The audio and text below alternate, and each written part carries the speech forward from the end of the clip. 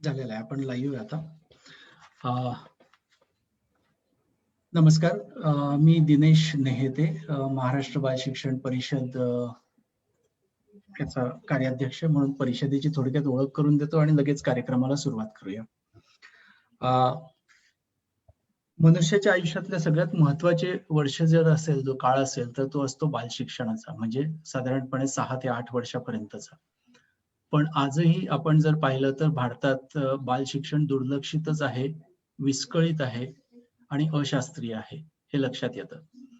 हे बालशिक्षण शास्त्रीय पद्धतीने बालकेंद्री आणि आनंददायी व्हावं म्हणून बालशिक्षण प्रेमींनी 1994 मध्ये पानसे सरांच्या लीडरशिप मध्ये आणि राम जोशींच्या अध्यक्षतेखाली हे महाराष्ट्र बाल शिक्षण परिषद नावाचं एक आंदोलनच सुरू केलं होतं.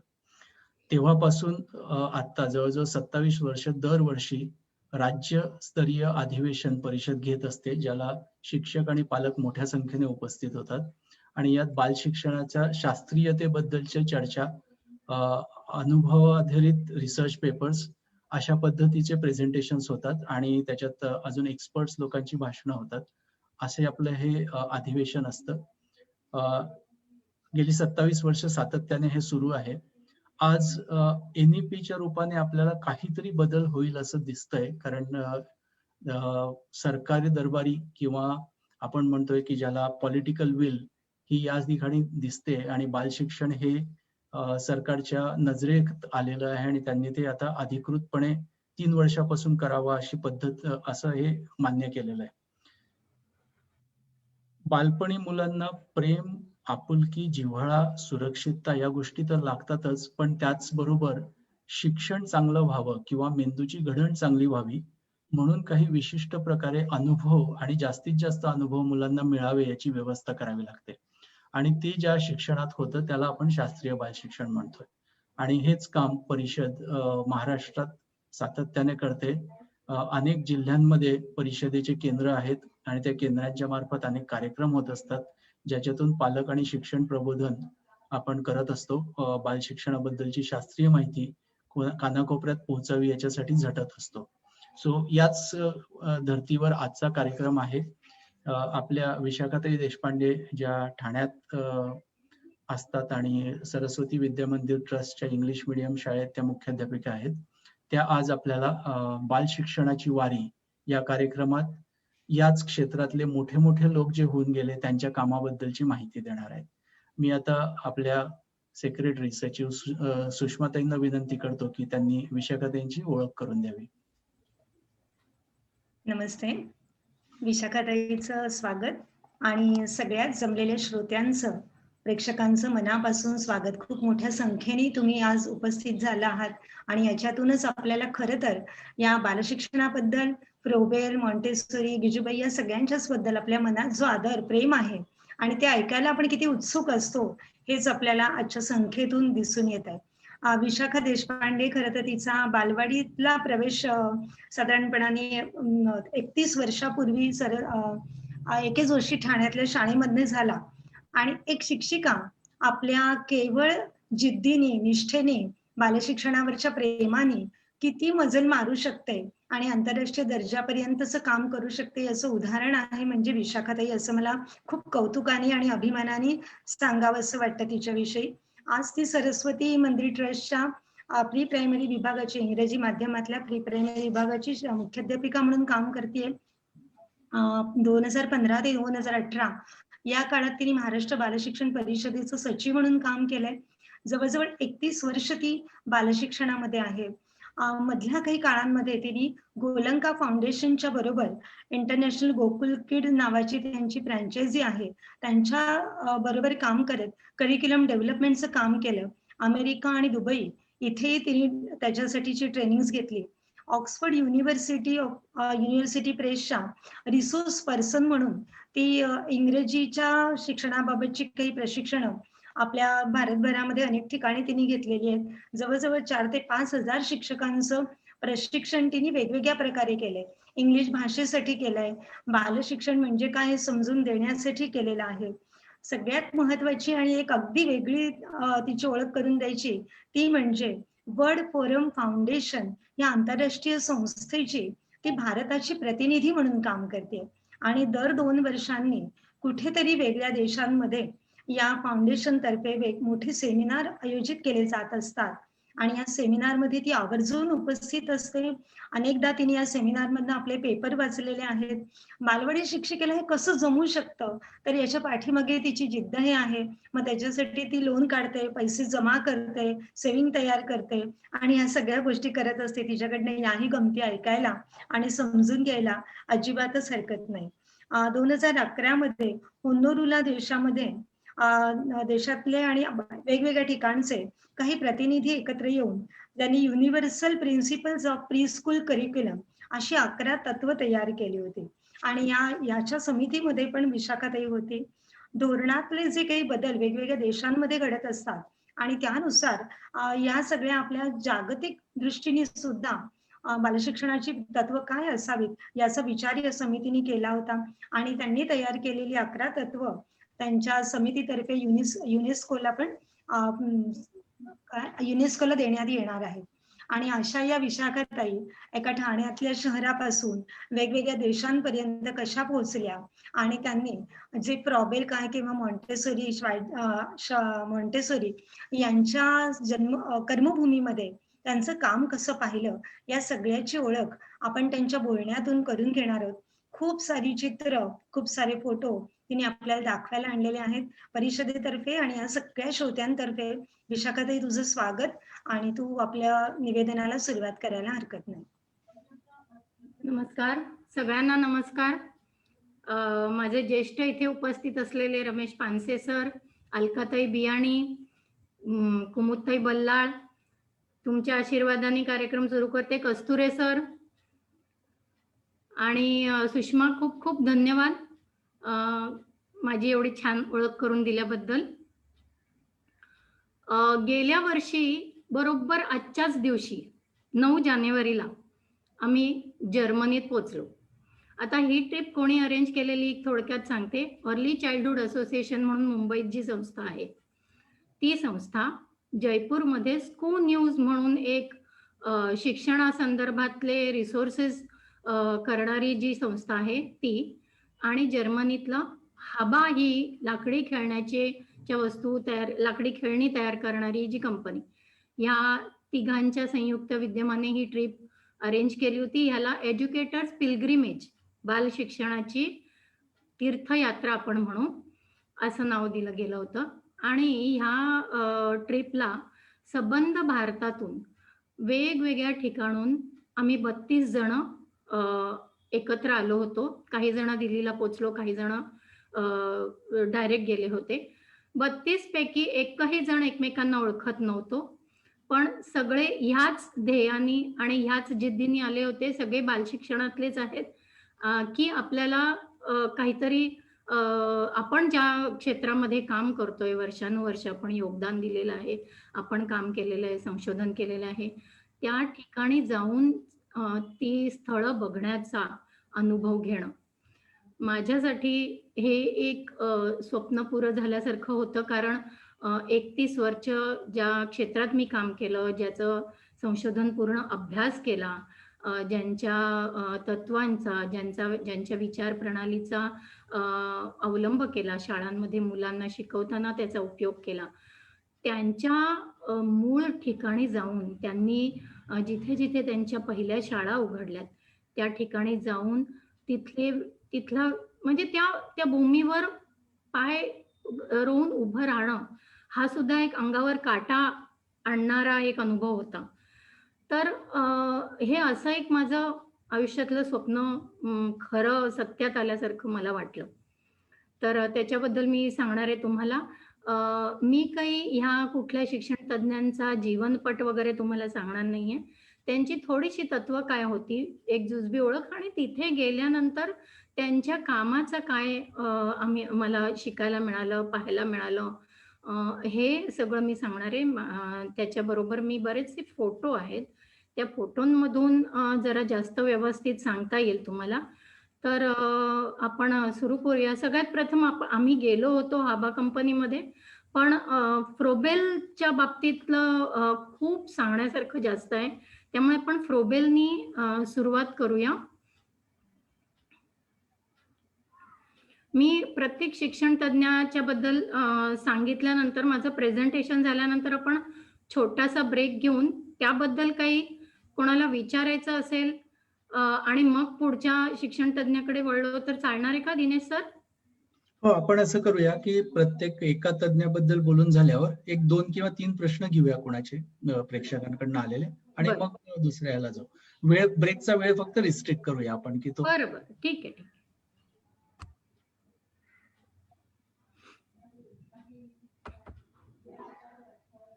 दिसतोय स्क्रीन? हो दिसतोय. स्लाइड शो मध्ये फक्त टाकायचं.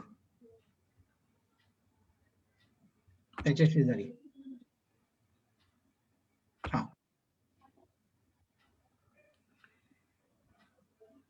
8 ते 15 जानेवारी 2020 ला आम्ही ही बाल शिक्षणाची तीर्थयात्रा केली.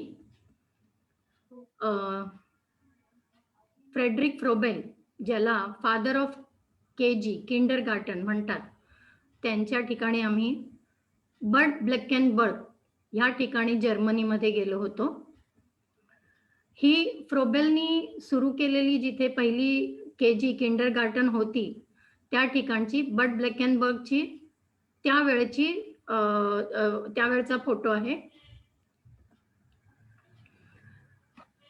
फ्रोबेलचं ब्रीदवाक्य होतं, come let's live for our children. आणि हे आजही बड ब्लॅकेनबर्गच्या त्या रस्त्याची जिथे सुरुवात होते, त्या गल्लीची जिथे सुरुवात होते, तिथे या वाक्याची पाटी बघायला मिळते, come let's live for our children. फ्रोबेलचा जन्म 21 एप्रिल 1782 साली झाला. ऑबरबेसबॅट म्हणून एक तुरिंगियन जंगलामध्ये जर्मनीमध्ये एक छोटंसं गाव होतं, तिथे. फ्रोबेल जन्माला आल्यानंतर 9 महिन्यातच त्याची आई निवर्तली आणि वडील त्याचे होते हे धर्मगुरू होते आणि त्याच्यावरती त्याचे 5 भाऊ होते. वडील अतिशय कडक स्वभावाचे आणि शिस्तप्रिय होते आणि धर्मगुरू असल्यामुळे ते सतत त्यांच्या कामामध्ये व्यस्त असायचे. त्यामुळे त्यांना फ्रोबेलकडे फारसं लक्ष द्यायला मिळालं नाही. त्यामुळे फ्रोबेलला त्याच्या मोठ्या 5 भावांनी त्यांना जसे जमेल तसं, जसा वेळ मिळेल तसा असं सांभाळलं आणि त्या 5 भावांबरोबर त्यांची एक नानी पण होती, जिने त्याच्याकडे लक्ष दिलं. त्यामुळे तसं फ्रोबेलचं सुरुवातीचं लहानपण अतिशय दुर्लक्षित आणि म्हणावा तसा आनंददायी नाही गेलं. पण वयाच्या 10व्या वर्षी फ्रोबेलचा मामा येऊन त्याला घेऊन गेला त्याच्याकडे. त्याचा मामा सुद्धा धर्मगुरू होता, परंतु तो अतिशय प्रेमळ आणि वात्सल्याने त्याच्याशी वागत असे. त्यामुळे फ्रोबेलचा पूर्ण आयुष्याकडे बघण्याचा दृष्टिकोनच बदलला. म्हणजे त्यांनी इतका आनंद, इतका मोकळेपणा आणि हे प्रथमच अनुभवलं होतं. आणि तिथे खरं तर त्याची मूल कसं असायला पाहिजे, मुलाचं जीवन कसं जायला पाहिजे, इथे सुरुवात झाली. आणि तिकडे तो त्याचं 10 वर्षापूर्वीचं आधीचं आयुष्य जो स्वतःच्या घरातलं आणि त्याच्यानंतरचं मामाच्या घरी गेल्यानंतर जे काही त्याचं संगोपन झालं, ह्याच्यामध्ये नेहमी तुलना करत असे. आणि तिथे खरं तर त्याला कळलं की जीवन हे आनंददायी आणि मुलाचं शिक्षण हे आनंददायीच व्हायला पाहिजे.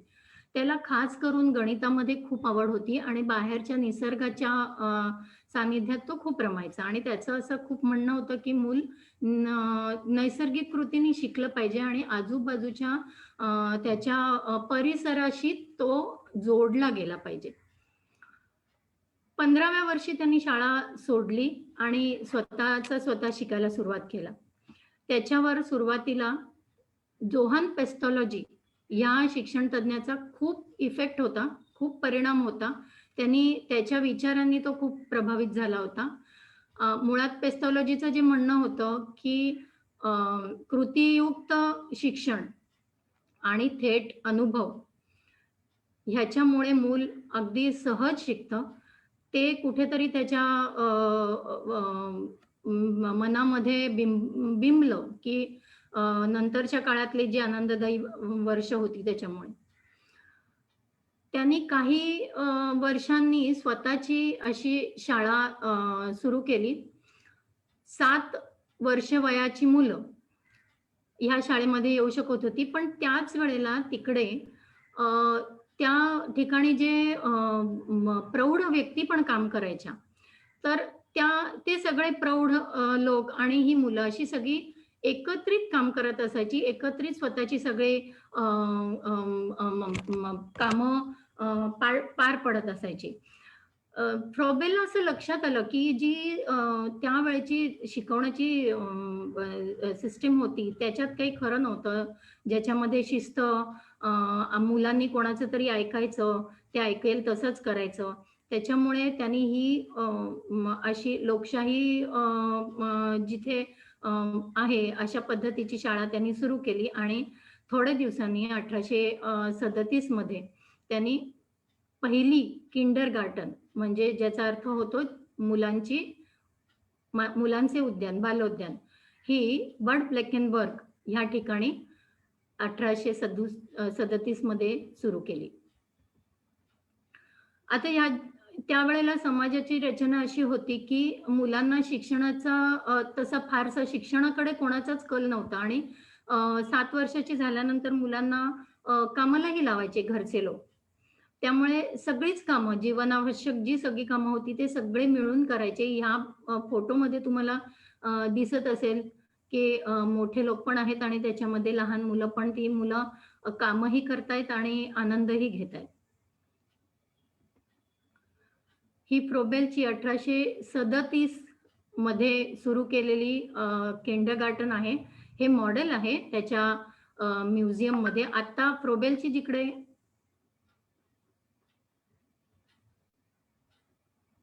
दिसतंय का? हां. फ्रोबेलची जिथे पहिली के-जी सुरू झाली, तिथे आता फ्रोबेलचा म्युझियम आहे. त्या ठिकाणी आता के-जी शाळा चालत नाहीये. तिथे त्याचं म्युझियम आहे. हा तो म्युझियम आहे. ती पूर्वीची जी इमारत आहे, ती ही इमारत. ह्या इथून त्या इमारतीचा प्रवेश आहे. इथे इमारतीच्या प्रवेशापाशी फ्रोबेलचा मोठा फोटो आहे. म्युझियमच्या आतमधला हा फ्रोबेलचा फोटो. बाहेर इमारतीच्या बाहेर ही फ्रोबेलच्या म्युझियमच्या नावाची पाटी आहे आणि हे आतमध्ये म्युझियम. ह्या इथे तुम्हाला दिसेल, ह्या पायऱ्या चढून गेलं की इथून त्याच्या त्या के-जी मध्ये म्हणजे त्याचा आत्ता असलेल्या म्युझियम मध्ये एंट्रन्स आहे. हा आमचा 32 जणांचा ग्रुप. म्युझियम मध्ये एंटर करताना फ्रोबेलचा हा पुतळा आहे इथे आणि ह्या म्युझियम मधल्या ह्या एका स्टाफ मेंबरनी आमचं एक छोटंसं वर्कशॉप घेतलं होतं, ज्याच्यामध्ये तिने फ्रोबेलनी ज्या भेटी आणि व्यवसाय, गिफ्ट्स आणि ऑक्युपेशन्स तयार केले होते त्याच्याबद्दलची माहिती दिली. ते कशी वापरायचं हे सांगितलं आणि ही दुभाषी आहे. हिने जर्मनमध्ये सांगितलं आणि हिने त्याचा ट्रान्सलेशन करून आम्हाला इंग्लिशमध्ये ती सांगत होती. फ्रोबेलनी जी पहिली किंडरगार्टन सुरू केली त्याच्यामध्ये 50 मुलं सुरुवातीपासून होती आणि ह्या ठिकाणी त्यावेळेला सुद्धा समाजामध्ये खूप जाती व्यवस्था होती. त्यामुळे सगळ्या जातीच्या मुलांना, लोकांना एकत्र येणं हे कठीण होतं. पण फ्रोबेलच्या ह्या किंडरगार्टनमध्ये ही सर्वसमावेशक होती. कुठल्याही जातीच्या, कुठल्याही धर्माच्या मुलांसाठी उघडी होती आणि कुठल्याही आर्थिक स्तरावरच्या कोणालाही ती ओपन होती. सकाळी 6 वाजल्यापासून संध्याकाळी 7 वाजेपर्यंत ही शाळा असायची उघडी. ह्याच्यामुळे जे पालक कामावर जायचे, विशेष करून बायका, त्यांची खूपच सोय झाली होती. त्या अगदी बिनधास्तपणे कामावर आपल्या लक्ष देऊन काम करू शकत होते आणि बिनधास्त संध्याकाळपर्यंत त्यांना कसलीच काळजी नसायची आपल्या मुलाचं काय झालेलं आहे. फ्रोबेलचं तत्व होतं की मूल बाहेरच्या जगातनं, त्याच्या अवतीभोवतीतनं, त्याच्या परिसरातनं, त्याच्या भोवतालामधनं खूप शिकतं. त्यामुळे तो जे शिकतो, तो जे शिकण्यासाठी ज्या गोष्टी वापरतं, ह्याच्याशी कुठेतरी निसर्गाचं कनेक्शन असलं पाहिजे आणि बाह्य जगाचं कनेक्शन असतं आणि त्याच्यामध्ये बायका ह्या खूप उत्तम शिक्षिका असू शकतात, कारण मुळातच त्यांच्यामध्ये ममत्व आणि वात्सल्याची भावना असते. याचा अर्थ असा नाही की पुरुष नाही होऊ शकत, पण विशेष करून बायका चांगल्या उत्तम बालशिक्षिका होऊ शकतात. हे फ्रोबेलनी त्यावेळेला लिहिलेलं गाईड आहे, किंडरगार्टन गाईड. पहिला म्हणजे अगदी तान्ह्या मुलापासून 7 वर्षाच्या मुलांना कसं हाताळायचं, कसं हँडल करायचं ह्याच्यासाठी त्यांनी टीचर्स ट्रेनिंगसाठी केलेलं हे पुस्तक आहे. हे ते त्या म्युझियममध्ये होतं, आहे म्हणजे अजून.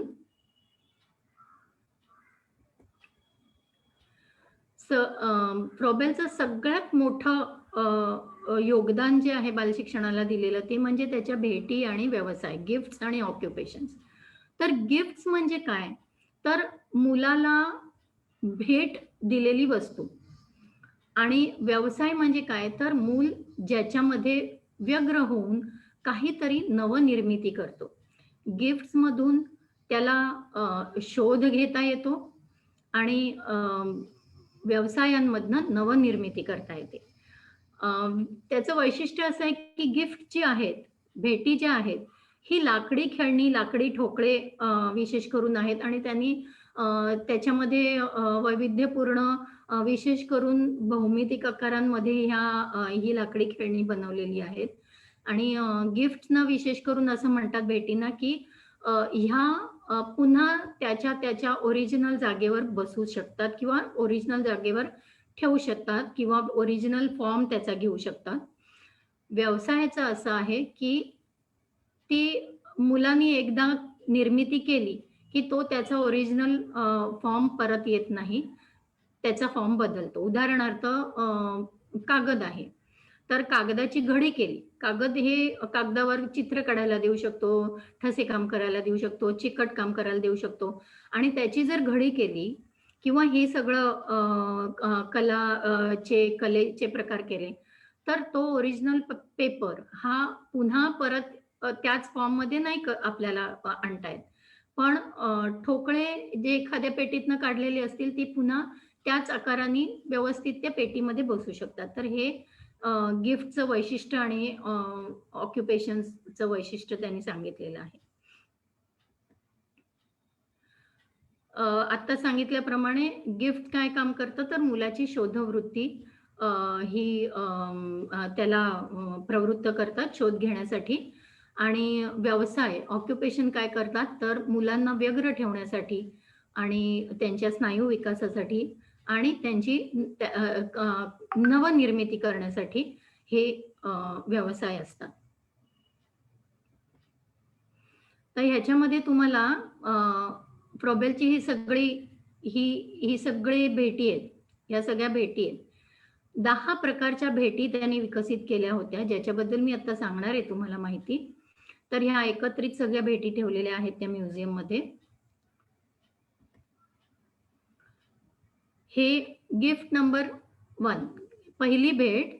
हे 6 हे रंगीत चेंडू आहेत, लोकरीपासून, मऊ लोकरीपासून विणलेले आणि हे 0 ते 2 वर्षापर्यंतच्या मुलं, तान्ह्या आणि रांगणाऱ्या मुलांसाठी आहेत. ह्याचा उद्देश हा आहे की आयांनी ह्या चेंडू मुलांना दाखवून त्यांना आकर्षित करणं, त्यांना रंगांची ओळख करून देणं, त्याच्यावरती वेगवेगळ्या हालचाली जसं हलणं, फिरणं, हिंदोळे घेणं, ह्या हालचाली करून त्यांचा ह्याच्यातनं भाषा विकास सुद्धा साध्य करणं.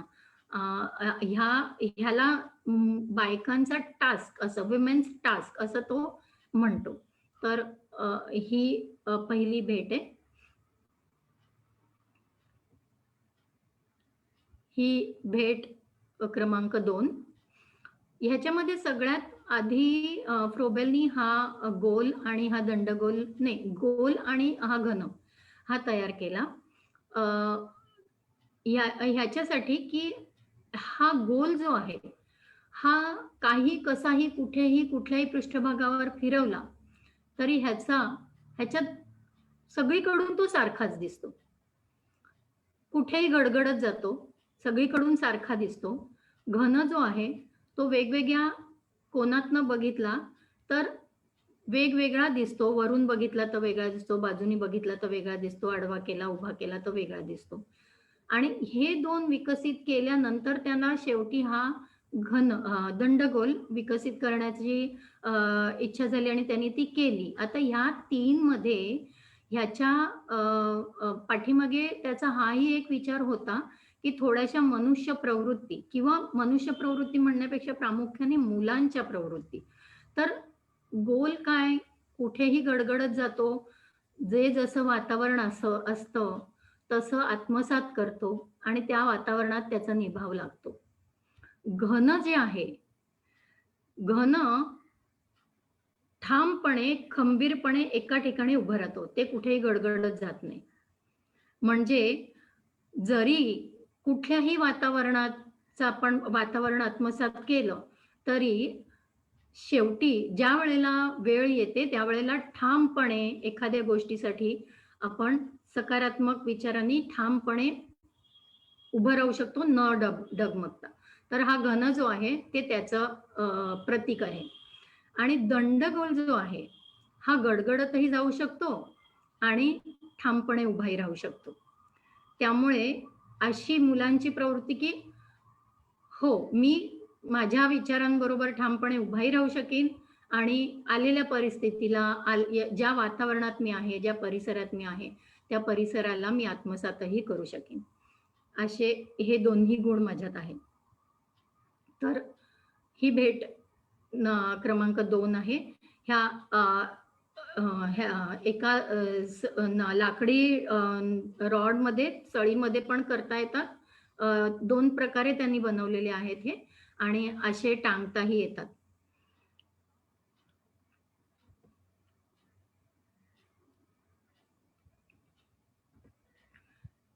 ही तिसरी भेट आहे. ह्याच्यामध्ये 8 घन तुकडे आहेत जे एकत्र करून त्याचा एक तुकडा सांधून तो पुन्हा त्या पेटीमध्ये घालता येतो. आणि ह्या तुकड्यांचे वेगवेगळे मुलं आकार करून वेगवेगळी रचना करून मूल शिकत असतं आणि त्या वेगवेगळ्या रचना केल्याने बाहेरच्या अवतीभोवतीच्या जगाशी तो रिलेट करत असतो. ही भेट क्रमांक 4 आहे जी 8 आयताकृती विटांच्या आकाराचे ठोकळे आहेत आणि जे पुन्हा एकत्र केल्यानंतर त्याचा एक घन पण होऊ शकतो आणि पुन्हा त्या पेटीमध्ये मुलं हवी तशी रचना करू शकतात आणि पुन्हा त्या पेटीमध्ये आवरून ठेवू शकतात. भेट क्रमांक 5 इथे थोडा काठिण्य पातळी थोडी जशी विकसित मुलाची होते तशी काठिण्य पातळी पुढची घेतलेली आहे. हे 27 ठोकळे आहेत. त्याच्यातले 3 ठोकळे मध्ये हे इथे वेगवेगळे केलेले आहेत आणि 3 ठोकळे 4 ठिकाणून वेगवेगळे केलेले आहेत. हे असे सगळे ठोकळे वापरून मूल स्वतःच्या कल्पनेप्रमाणे रचना करत असतं.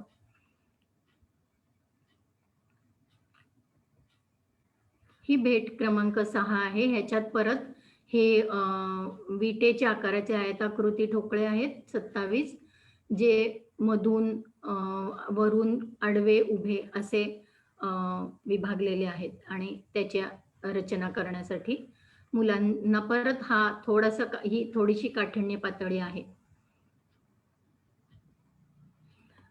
तुमच्या लक्षात आलं असेल की भेट क्रमांक 6 पर्यंत रंग वापरलेले नाहीयेत. ह्याचं कारण काय असेल बरं?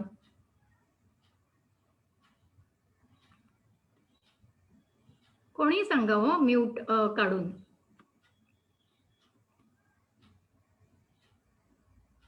पहिल्या भेटीला रंग वापरलेले आहेत, ती रंगीत भेट आहे. आणि पुढच्या 5 भेटी रंग नाही वापरलेले. नॅचरल रंग. हं? नॅचरल रंग, बरोबर आहे. नॅचरल रंग. आणि दुसरं असं की पहिली जी भेट आहे ती लहान अगदी तान्ह्या मुलांसाठी आणि रांगणाऱ्या मुलांसाठी आहे. आणि ह्या मुलांना रंग आकर्षित करतात. त्यामुळे त्या रंगांचं आकर्षण वाटण्यासाठी म्हणून ते रंगीत आहेत. आणि त्याच्या पुढच्या ज्या भेटी आहेत त्याला रंग अशासाठी दिलेला नाहीये, कारण मुलं रंगांनी आकर्षित होतात आणि त्यांचं जे त्या भेटींमधून त्यांना शोध घ्यायचा आहे, जी रचना करायची आहे, त्याच्यावरून त्यांचं लक्ष उडून रंगांकडे जास्त आणि ते रंगांमध्ये अडकतील. अमुक एका रंगांचाच ठोकळे घेऊन खेळतील. ह्यासाठी म्हणून ते त्यांचं लक्ष विचलित होऊ नये म्हणून ह्या भेटींपर्यंत रंग वापरलेले नाहीत. इथपर्यंत मुलाची रचनात्मक दृष्टी किंवा रचनात्मक क्षमता चांगली विकसित झालेली असते. त्यामुळे ह्याच्या पुढची भेट रंगीत केलेली आहे. आता हे ठोकळे नसून हे चपटे फ्लॅट सरफेस आहेत. ही चपटी आहेत. आता इथे पण मुलं ह्या वेगवेगळे त्रिकोण आहेत, वर्तुळ आहेत, ह्याच्या वेगवेगळ्या रांगोळीसारख्या रचना करू शकतात.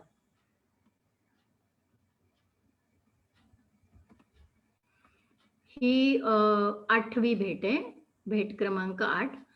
ह्या काड्या आहेत. मुळात फ्रोबेलचं असं म्हणणं होतं की काड्या आणि बिंदू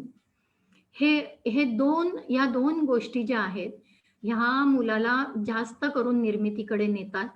कारण बिंदू म्हणजे काड्या म्हणण्यापेक्षा सरळ रेषा आणि बिंदू. तर रेषा तुम्ही बघितलं तर रेषांमधून अनेक रचना होऊ शकतात. अनेक बिंदू एकत्र केली तर त्याची एक रेष होते. त्यामुळे रेषा आणि बिंदू ह्याचं महत्व फ्रोबेलनी खूप अधोरेखित केलेलं आहे. तर ही जी 8वी भेट आहे ही रेषांचं प्रतिनिधित्व करते, म्हणजे त्या काड्या आहेत आणि मुलांना वेगवेगळ्या रंगांच्या काड्या वेगवेगळ्या त्यांना हव्या तशा रचना करता येतील अशा त्या आहेत. ही सुद्धा भेट क्रमांक 8च आहे.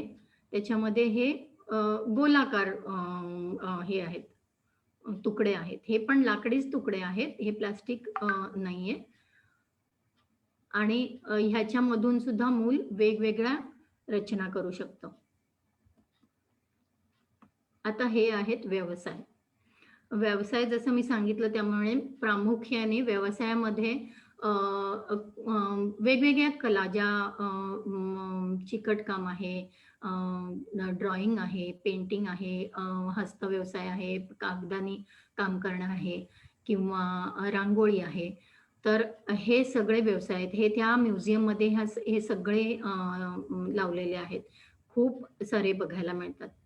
तर ह्या अशा वेगवेगळ्या रचना मुलं करत असतात त्यांना दिलेल्या साहित्यामधून. मग साहित्य सुद्धा नेचरमधून निसर्गातनच वापरलं तर ते जास्त चांगलं.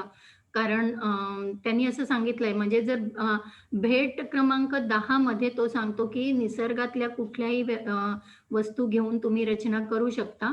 त्याच्यामध्ये कडधान्य असो, वाटाणे किंवा दगड, काड्या, बटणं, चिंचोके ह्या गोष्टी घेऊन तुम्ही रचना करू शकता. आणि ते भेटीमध्ये पण मोडतं आणि ते व्यवसायात पण मोडतं. हे सगळे व्यवसाय आहेत. हे तिथे म्युझियम मध्ये सगळे लावले होते. हे पण आहेत जे कागदानी केलेलं काम आहे. काही ठिकाणी थोडंसं लाकूड वापरलेलं, इथे जरा स्पष्ट दिसणार नाही ते, पण हे असे सगळे त्या म्युझियम मध्ये लावलेले आहेत. ह्या भेटी आणि व्यवसाय भारतामध्ये जर कोणाला तुम्हाला घ्यायच्या असतील, तर त्यांचा ह्या कंपनी छोटा किंगडम म्हणून कंपनी आहे आणि त्यांचा हा फोन नंबर आहे. ह्यांनी काही मला सांगितलेलं नाहीये किंवा मी त्यांचं मार्केटिंग करत नाहीये. माझ्याकडे ह्यांचा नंबर आणि पत्ता आहे म्हणून मी आपला तुम्हाला शेअर करतेय. जर इन केस कोणाला इंटरेस्ट असेल तर.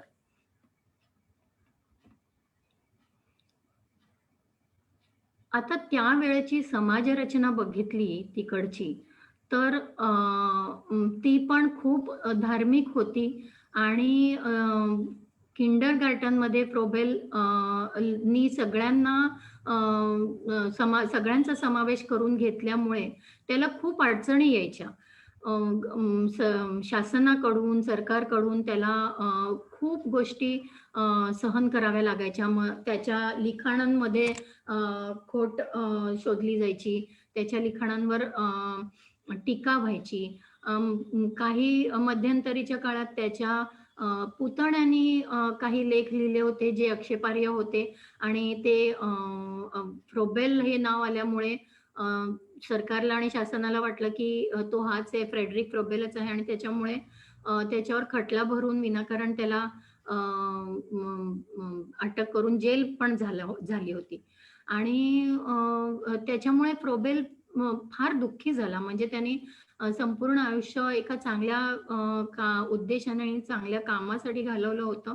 पण सरकारने त्याच्यावरती असे आरोप केले की डिस्ट्रक्टिव्ह, म्हणजे किंडरगार्टनमध्ये काय होतं, तर destructive tendencies in the areas of religion आणि पॉलिटिक्स. जिथे ह्या देशाच्या धर्माचा आणि राजकारणामध्ये अडथळा आणतात अशा ह्या शाळा, म्हणून ह्या शाळा 1851 मध्ये बंद केल्या गेल्या सगळीकडून. पण त्याच आता जगभरामध्ये त्याच्या विचारसरणीने पुढे येऊन ह्या कितीतरी किंडरगार्टन्स सुरू झालेले आहेत.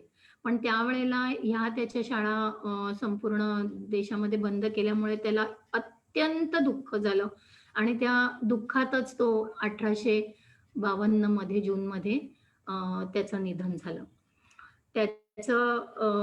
त्याला त्याच्या पत्नीच्या थडग्याच्या बाजूलाच त्याचं दफन करण्यात आलं, श्वेन्नामध्ये. हे त्याचं थडगं आहे. त्याचं थडगं सुद्धा त्याचा गिफ्ट क्रमांक 2 अशाच रचनेमध्ये केलेला आहे पहा. लंबगोल, वरती गोल आणि खाली आयत घन असा. तो हा आमचा ग्रुप आहे सगळा. त्या थडग्यापाशी गेल्यावर आणि प्रत्यक्ष त्या किंडरगार्टनमध्ये, म्हणजे त्याच्या आत्ता असलेल्या म्युझियममध्ये पाय ठेवल्यानंतर आणि तिथे असताना जो काही एक वेगळा अत्यंत पवित्र असं भावना असं मनामध्ये असतं की कृतकृत्य झाल्यासारखं वाटतं. म्हणजे इवन ह्या थडग्यापाशी ज्या वेळेला मी उभी राहिले त्यावेळेला मला खरंच सांगायला काही वाटणार नाही की मी तिकडच्या मातीने मी अक्षरशः मळवट भरला, की हे माझं स्वप्न साकार झाल्यासारखं होतं. धन्यवाद. फ्रेडरिक फ्रोबेल आपण इथे संपवतोय. पुढच्या अजून 3 ठिकाणी आपल्याला जायचं आहे. पुढच्या 3 ठिकाणी आपल्याला विशाखाताई घेऊन जाणार आहे. पण फ्रोबेल बद्दल जर काही प्रश्न असतील तर चॅट बॉक्स मध्ये पटकन टाका किंवा विचारा. आपण 1, 2 किंवा 3 प्रश्न फक्त घेऊया आणि ते फक्त फ्रोबेल बद्दल असतील आत्ताच.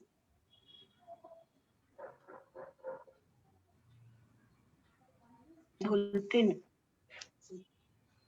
हॅलो, अलकाताई तुम्हाला बोलायचं आहे?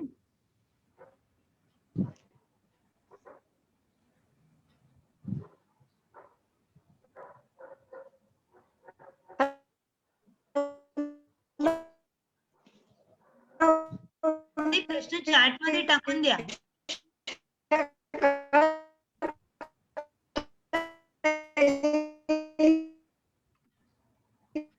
विशाखाताई, इथे म्युझियम आहे हे खरं, परंतु त्याच प्रकारची शाळा तिथे सुरू झालेली नाहीये का परत?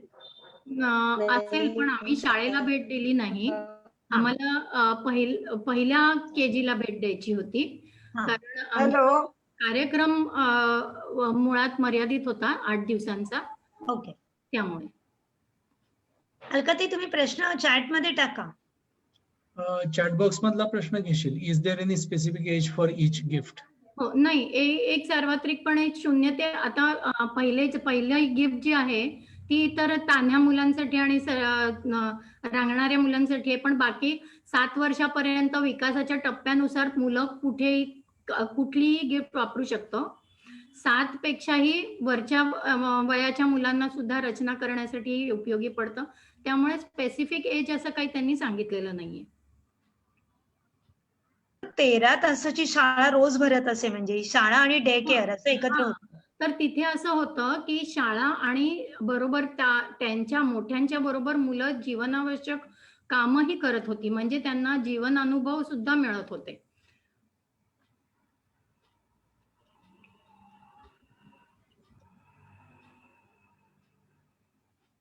ओके, अजून काही प्रश्न नसतील तर पुढे जाऊया आपण. पुढे जाऊया. चालेल.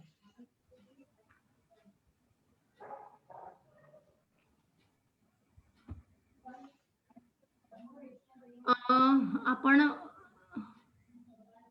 दुसरा शिक्षण तज्ञ घेतोय, स्टायनर.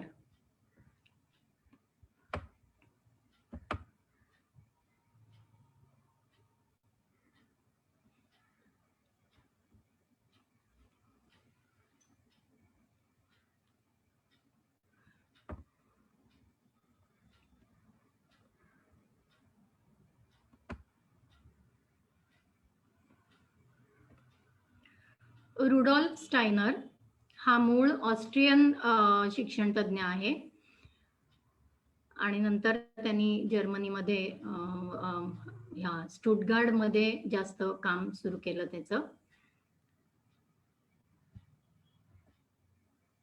थोडा तुझा वाढ. काय आवाज? तुझा आवाज थोडा फक्त मोठा ठेव. बरं. स्टायनरचा जन्म 25 किंवा 27, मला असं वाटतं 27 नंतर लक्षात आलं, कुठेतरी वाचनात आलं, 27 फेब्रुवारी 1861 आहे, बरोबर फ्रोबेलच्या मृत्यूनंतर 10 वर्षांनी. त्याचा जन्म झाला मुराकोज, ऑस्ट्रियामध्ये. मुख्यत्वे स्टायनर हा थोडासा अध्यात्माकडे झुकणारा होता आणि त्यांनी मानववंशशास्त्राचा शोध लावला. अध्यात्मावर खूप त्याचा विश्वास होता, पण त्यांनी शिक्षणामध्ये सुद्धा बरंच योगदान दिलेलं आहे. स्टायनर असा विचारतो, where is the book in which the teacher can read about what teaching is? The children themselves are this book. We should not learn to teach out of any book other than the one lying open before us and consisting of children themselves. कुठल्या पुस्तकात शिकवावं कसं हे लिहिलेलं आहे, तर तुमच्याकडे समोर असलेलं मूलच तुमचं हे पुस्तक आहे. त्या मुलाला समजून घ्या, त्या मुलाबरोबर काम करा आणि तेच तुम्हाला शिकवणार आहे की कसं शिकवायचं आणि काय शिकवायचं. मुळात स्टायनर ह्याचं म्हणणं असं आहे की मूल संपूर्ण निसर्गातून शिकतं. थोडं अध्यात्माकडे त्याचा कल असल्यामुळे निसर्गाशी स्वभावताच जोडले गेलेले असतात. तर ही आम्ही जी बघितली त्या स्टायनरच्या शाळेची काही छायाचित्र आहेत. ही शाळा 100 वर्ष जुनी आहे, पण ही कोबर्ग मध्ये आहे. स्टायनरची पहिली शाळा स्टुटगार्ड मध्ये त्यांनी सुरू केली होती.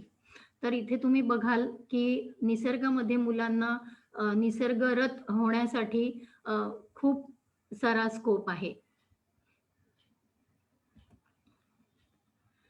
स्टायनरनी पहिली वॉल्डॉर्फ शाळा, स्टायनरच्या शाळांना वॉल्डॉर्फ स्कूल्स म्हणतात, 19 19 सुरू केली स्टुटगार्ट जर्मनीमध्ये.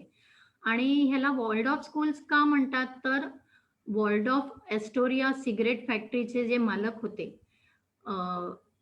एमिल मॉल्ट म्हणून, त्यांनी स्टायनरची काही भाषणं ऐकली होती आणि त्या भाषणातनं अध्यात्माबरोबर त्यांना शिक्षण संदर्भातली काही तत्व समोर आल्यामुळे त्यांनी स्टायनरला विनंती केली होती की तुम्ही कंपनीच्या मुलांसाठी शाळा सुरू करा म्हणून. ही स्टायनरची त्यावेळी 1919 ला सुरू केलेली स्टुटगार्ट मधली शाळा आहे. तर ही 1919 मध्ये कोबोर्ग मध्ये सुरू झाली, 1920 साली कोबोर्ग मध्ये सुरू झालेली शाळा ती गेल्या वर्षी आम्ही 2020 मध्ये बघत होतो. तुम्ही बघू शकाल. अनेक 100 वर्षानंतर सुद्धा अर्थात फरक वातावरणाचा बाकीच्या बाह्य गोष्टींचा पडला असेल, पण ही 100 वर्ष जुनी शाळा आहे असं वाटतही नाही. हे संपूर्ण आता हिवाळ्याचे दिवस होते त्यामुळे आता हे सगळं खूप वृक्ष वाटतंय, पण हे अतिशय सुंदर आणि लोभसवाणं असतं हे सगळं नैसर्गिक सौंदर्य. आणि ह्या स्टायनरच्या सगळ्याच शाळांमध्ये मुलांना सगळ्या कृती करायला आणि सगळी कौशल्य विकसित करण्यासाठी निसर्गातल्या हर प्रकारच्या संधी उपलब्ध असतात. कोणतीही कृती करण्यासाठी निसर्गाशी मुलं कनेक्ट झाली पाहिजेत, हे त्याचं तत्व होतं.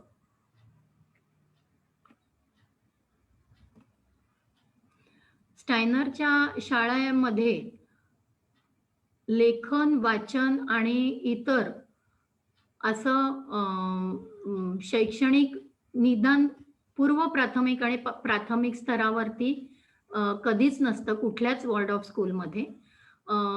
जास्त करून त्यांना फ्री प्ले असतो, मुक्त खेळ. सगळ्या प्रकारच्या कलांचा अनुभव दिला जातो, ज्याच्यामध्ये ड्रॉइंग आहे, पेंटिंग आहे, शिल्पकाम आहे आणि गप्पा, गाणी, गोष्टी. जीवनावश्यक आणि जीवनानुभव देणाऱ्या सगळ्या कृती दिवसभर मुलं करत असतात, ज्या आम्हीही बघितल्या. अर्थात आम्हाला प्रीस्कूलची मुलं नाही बघायला मिळाली, कारण त्या मुलांना बाहेर म्हणजे बाहेरचे लोक आल्यानंतर थोडंफार त्यांच्याकडे लहान मुलांच्या बाबतीत इश्यू असतो. त्यामुळे ती मोठ्या गटामध्ये आम्ही मात्र जाऊन अनुभव घेतला, ती मुलं कशी काम करतात, काय करतात, त्यांचं डेली रुटीन कसं असतं. तर दिवसभराच्या कामामध्ये ही सगळी कामं असतात. स्वयंपाक करणं आहे, साफसफाई आहे, बागकाम आहे, कार्पेंट्री वर्क आहे, सुतारकाम, विणकाम, शिवणकाम, ह्या सगळ्या गोष्टी. आणि दर 1.5 ते 2 तासांनी त्यांना मधली सुट्टी होत असते आणि त्या मधल्या सुट्टीत त्यांनी फक्त बाहेर खेळायचं. आतमध्ये कोणालाही बसायला अलाउड नसतं.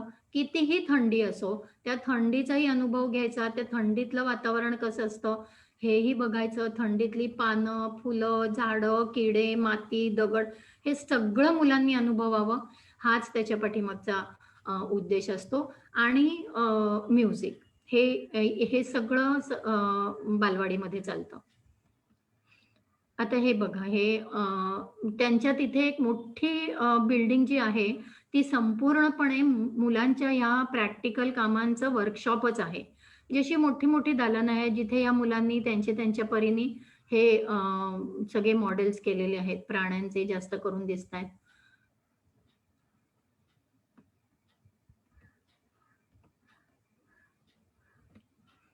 इथे ही मुलं शिवणकाम करतायत, विणकाम करतायत. आम्हाला सांगितलं होतं की मुलांचे फोटो काढू नका, तरी पण आम्ही एखाद दुसऱ्या फोटोमध्ये चुकून आले असतील, पण आम्ही ही काळजी घेतली होती की मुलं दिसणार नाहीत फोटोमध्ये. तर हे मूल बघा, तुम्हाला दिसत असेल तर हे एक छानपैकी एक असं काय म्हणतात, बँड सारखं विणतंय. ही मोठ्या गटातली मुलं आहेत, 5 वर्षाची. लहान गटातल्या 4 वर्षाच्या मुलांनी हे एक केलं होतं, अक्रोडाच्या सालीमध्ये ही लावून बोट तयार केली होती आणि त्यांनी आणून दाखवली होती. मुलांच्या रोजच्या दैनंदिन व्यवहारामध्ये इथे तुम्हाला प्राणी दिसत असतील बघा, या मेंढ्या आहेत, ही गाढवं आहेत. तर फार्मिंग हे सुद्धा त्यांच्या ह्याच्यामध्ये अंतर्भूत असतं. मोठ्या गटाची मुलं गाईचं म्हशींचं दूध वगैरे काढण्याची पण कामं करतात. मेंढ्यांना चारा घालणं वगैरे अशी ही मुलं कामं करतात.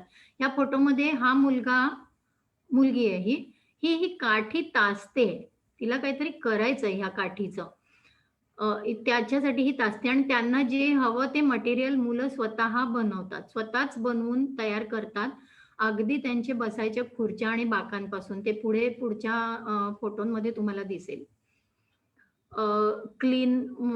साफसफाई करणं, स्वतःचे स्वतः पलंग अरेंज करणं, स्वतःचे स्वतः बिछाना अरेंज करणं, ही सगळी कामं ते दिवसभराच्या दैनंदिनीमध्ये करत असतात. मधल्या सुट्टीत ही मोठी आहेत मुलं, ही मला असं वाटतं 9वीची मुलं आहेत का हायस्कूलची मुलं आहेत. तर ही त्यांची मधली सुट्टी झाली होती. तर ते मधल्या सुट्टीमध्ये असं त्यांनी बाहेर मजा करण्यासाठी त्यांना बाहेर पाठवलं जातं.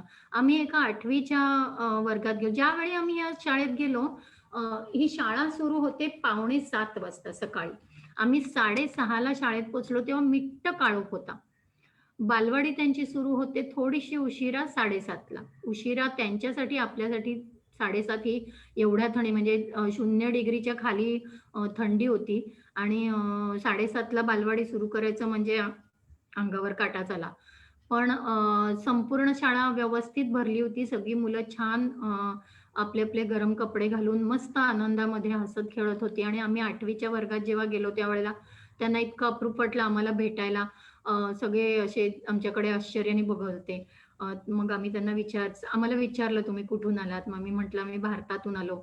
मग आम्ही विचारलं त्यांना की तुम्हाला माहितीये का भारत देशाबद्दल, ऐकलंय का इंडियाबद्दल? तर हो म्हणाले. म्हटलं काय माहिती आहे तुम्हाला? तर म्हणाले, आम्हाला गंगा माहितीये. तर गंगा कोण आहे?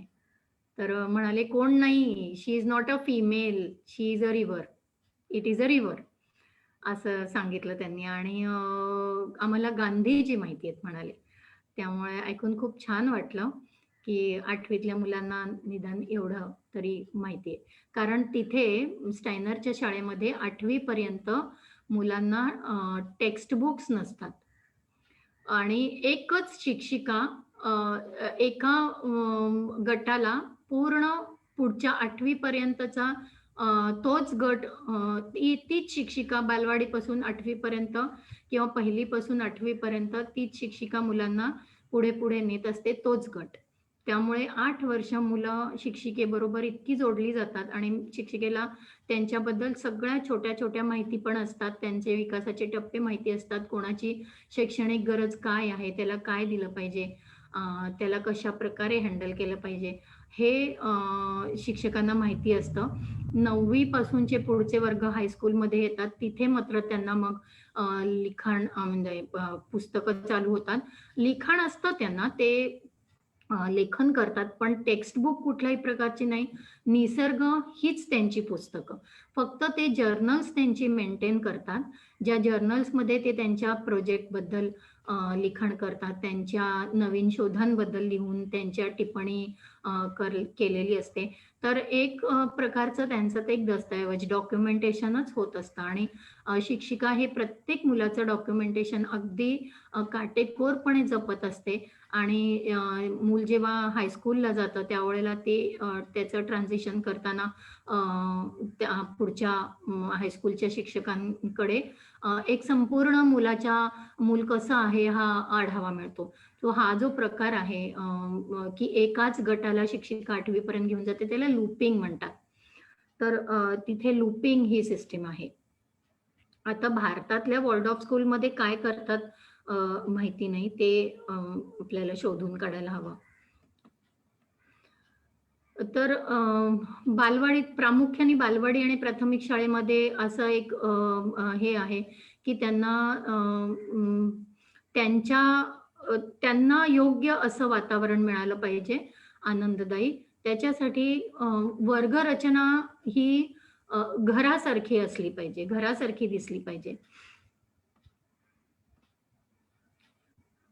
त्याच्यानंतर tools, toys and almost every essentials from natural resources. जे काही त्यांना खेळ लागतील किंवा त्यांना आयुध लागतील किंवा जी काही आवश्यक त्या गोष्टी असतील त्या सगळ्या जास्तीत जास्त निसर्गातनं मिळवण्याचा प्रयत्न असतो, निसर्गातनं घेतल्या जातात.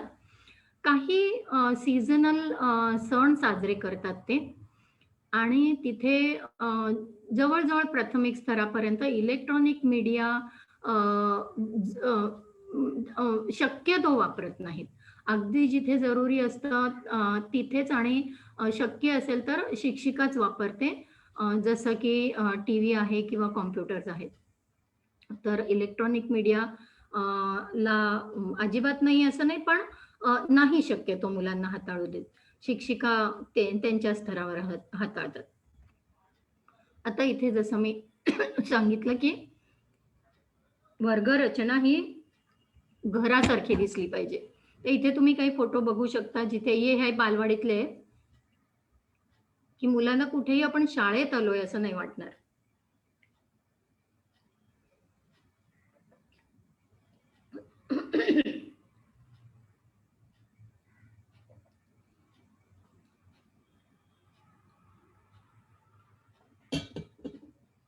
Sorry. Tools, toys, essentials from natural resources. इथे तुम्ही बघू शकता ही त्यांची खेळणी पण सगळी ह्या नेचर मधनं. हे पाहिलं का, हा एक लाकडाचा ओंडका आहे आणि त्याला त्यांनी सायकल स्टँड बनवलेला आहे.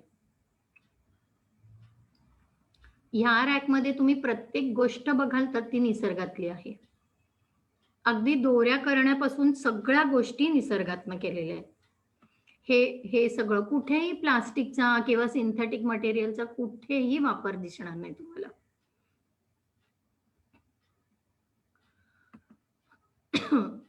प्राथमिक शाळेमध्ये मुलांच्या भावनांचा आणि त्यांच्या कल्पना विकासाच्याकडे जास्त लक्ष दिलं जातं, ज्याच्यामध्ये ते विकसित करण्यासाठी बऱ्याचशा गोष्टी गाण्यातनं, गोष्टीतनं शिकवल्या जातात, केल्या जातात. आणि युरिथमी म्हणून स्टायनरची एक नाचाची स्टाईल आहे, जी ह्याच्यामध्ये तालामध्ये शरीराच्या हालचाली करणं, अशा प्रकारच्या ऍक्टिव्हिटीज तिथे असतात. म्युझिकचा खूप प्रामुख्याने अंतर्भाव असतो, जिथे मुलं गाणीही गातात आणि इन्स्ट्रुमेंटल म्युझिकही असतात तिथे. आणि टीचर्स ह्या शिक्षिका नसतात तर मेंटॉर्स असतात. जसं मी सांगितलं, लूपिंग म्हणतात त्याला. तर 8 वर्ष त्याच गटाबरोबर तीच टीचर असते. 8वी पर्यंत पुस्तकं नाहीत. एक्सपिरियन्शियल एज्युकेशन, संपूर्ण शिक्षण हे फक्त आणि फक्त कृतीतनं आणि अनुभवातनंच दिलं जातं, घेतलं जातं. रादर दिलं जात नाही, घेतलं जातं. मुलांना allowing children to learn, giving opportunities to explore. जास्तीत जास्त अनुभव घेण्याच्या संधी दिल्या जातात त्यांना, त्यांच्या कल्पनेला. आणि त्यांना त्यांच्या निर्मितीमध्ये खूप सुख आणि आनंद वाटत असतो हे करत असताना.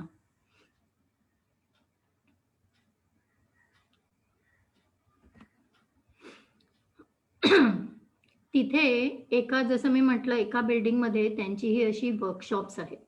आता हे जे वर्कशॉप आहे हे संपूर्ण सुतार काम करण्याचं वर्कशॉप आहे आणि इथे लहान गटापासूनची सगळी मुलं कामं करत असतात, अगदी पार 8वी पर्यंतची. हायस्कूलचं सेक्शन वेगळं आहे, पण इथे तुम्ही बघू शकाल सगळी, हे बघा, करवती आहेत, सगळी आयुध आहेत, स्क्रू ड्रायव्हर.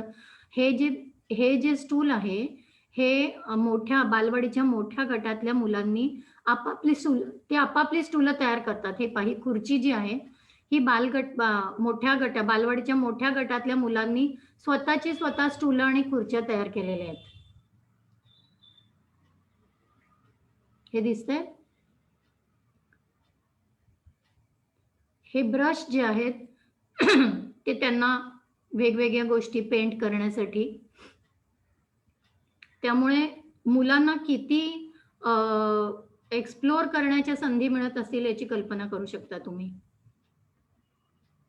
हे पहा, हे अशी सगळी मशीन्स आहेत.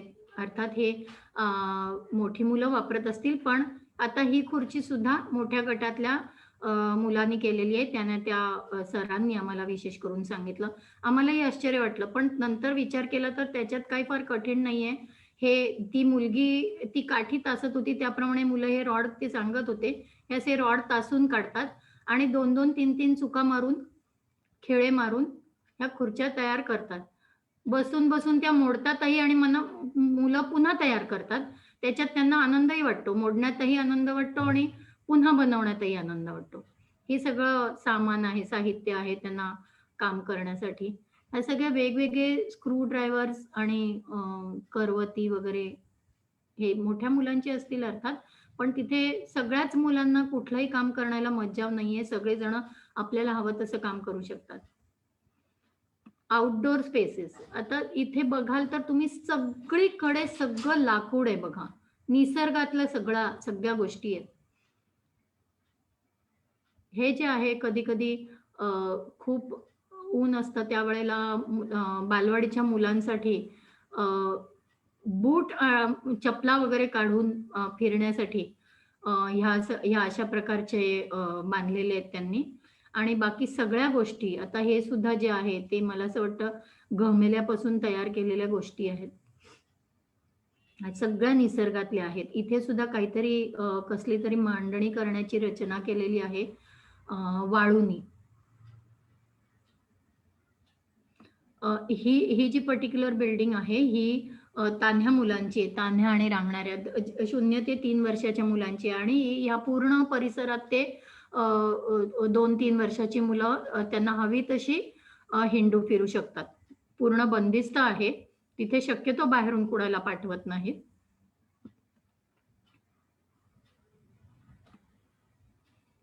हे पहा, हे सगळी आता हा जिना सुद्धा लाकडीच आहे. हे माहिती नाही कशाचं आहे, पण हे सगळं म्हणजे सगळीकडे मुलांना काहीतरी उद्योग करता येईल, काहीतरी काम करता येईल असं ठिकठिकाणी सगळीकडे उपलब्ध आहे. जेणेकरून मूल मोकळं बसणार नाही, कसला ना कसला तरी शोध घेत राहील आणि काही नाही काहीतरी तरी काम करत राहतील.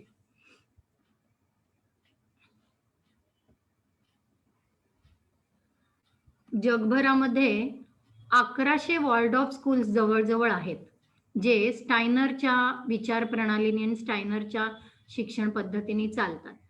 स्टायनरच्या म्हणण्याप्रमाणे 3 प्रकारची काय म्हणूया आपण स्ट्रॅटेजीज आहेत मुलांच्या विकासाच्या स्ट्रॅटेजीज, ज्याला तो 0 ते 7 वर्ष हे स्पियर म्हणतो, म्हणजे चंद्रासारखी असतात, आणि 7 ते 14 वर्ष बुधासारखी असतात, बुध म्हणतात, मर्क्युरी, आणि 14 ते 21 हे शुक्रासारखे असतात, चमकणारी.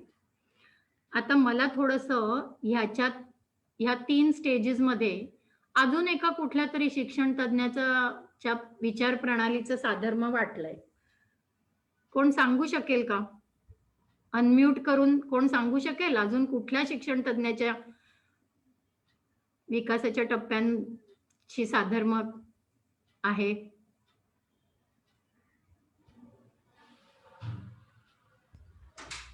कोणाला माहिती? मॉन्टेसरी नाही ताई,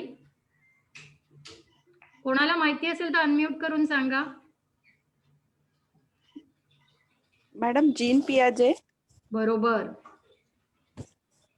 पियाजेच्या विकासाचे टप्पे असेच आहेत ना, sensory motor development, pre operational stage, sensory motor stage, concrete operational stage, formal operational stage. ते हेच म्हणजे थोडंसं साधर्म्य आहेच.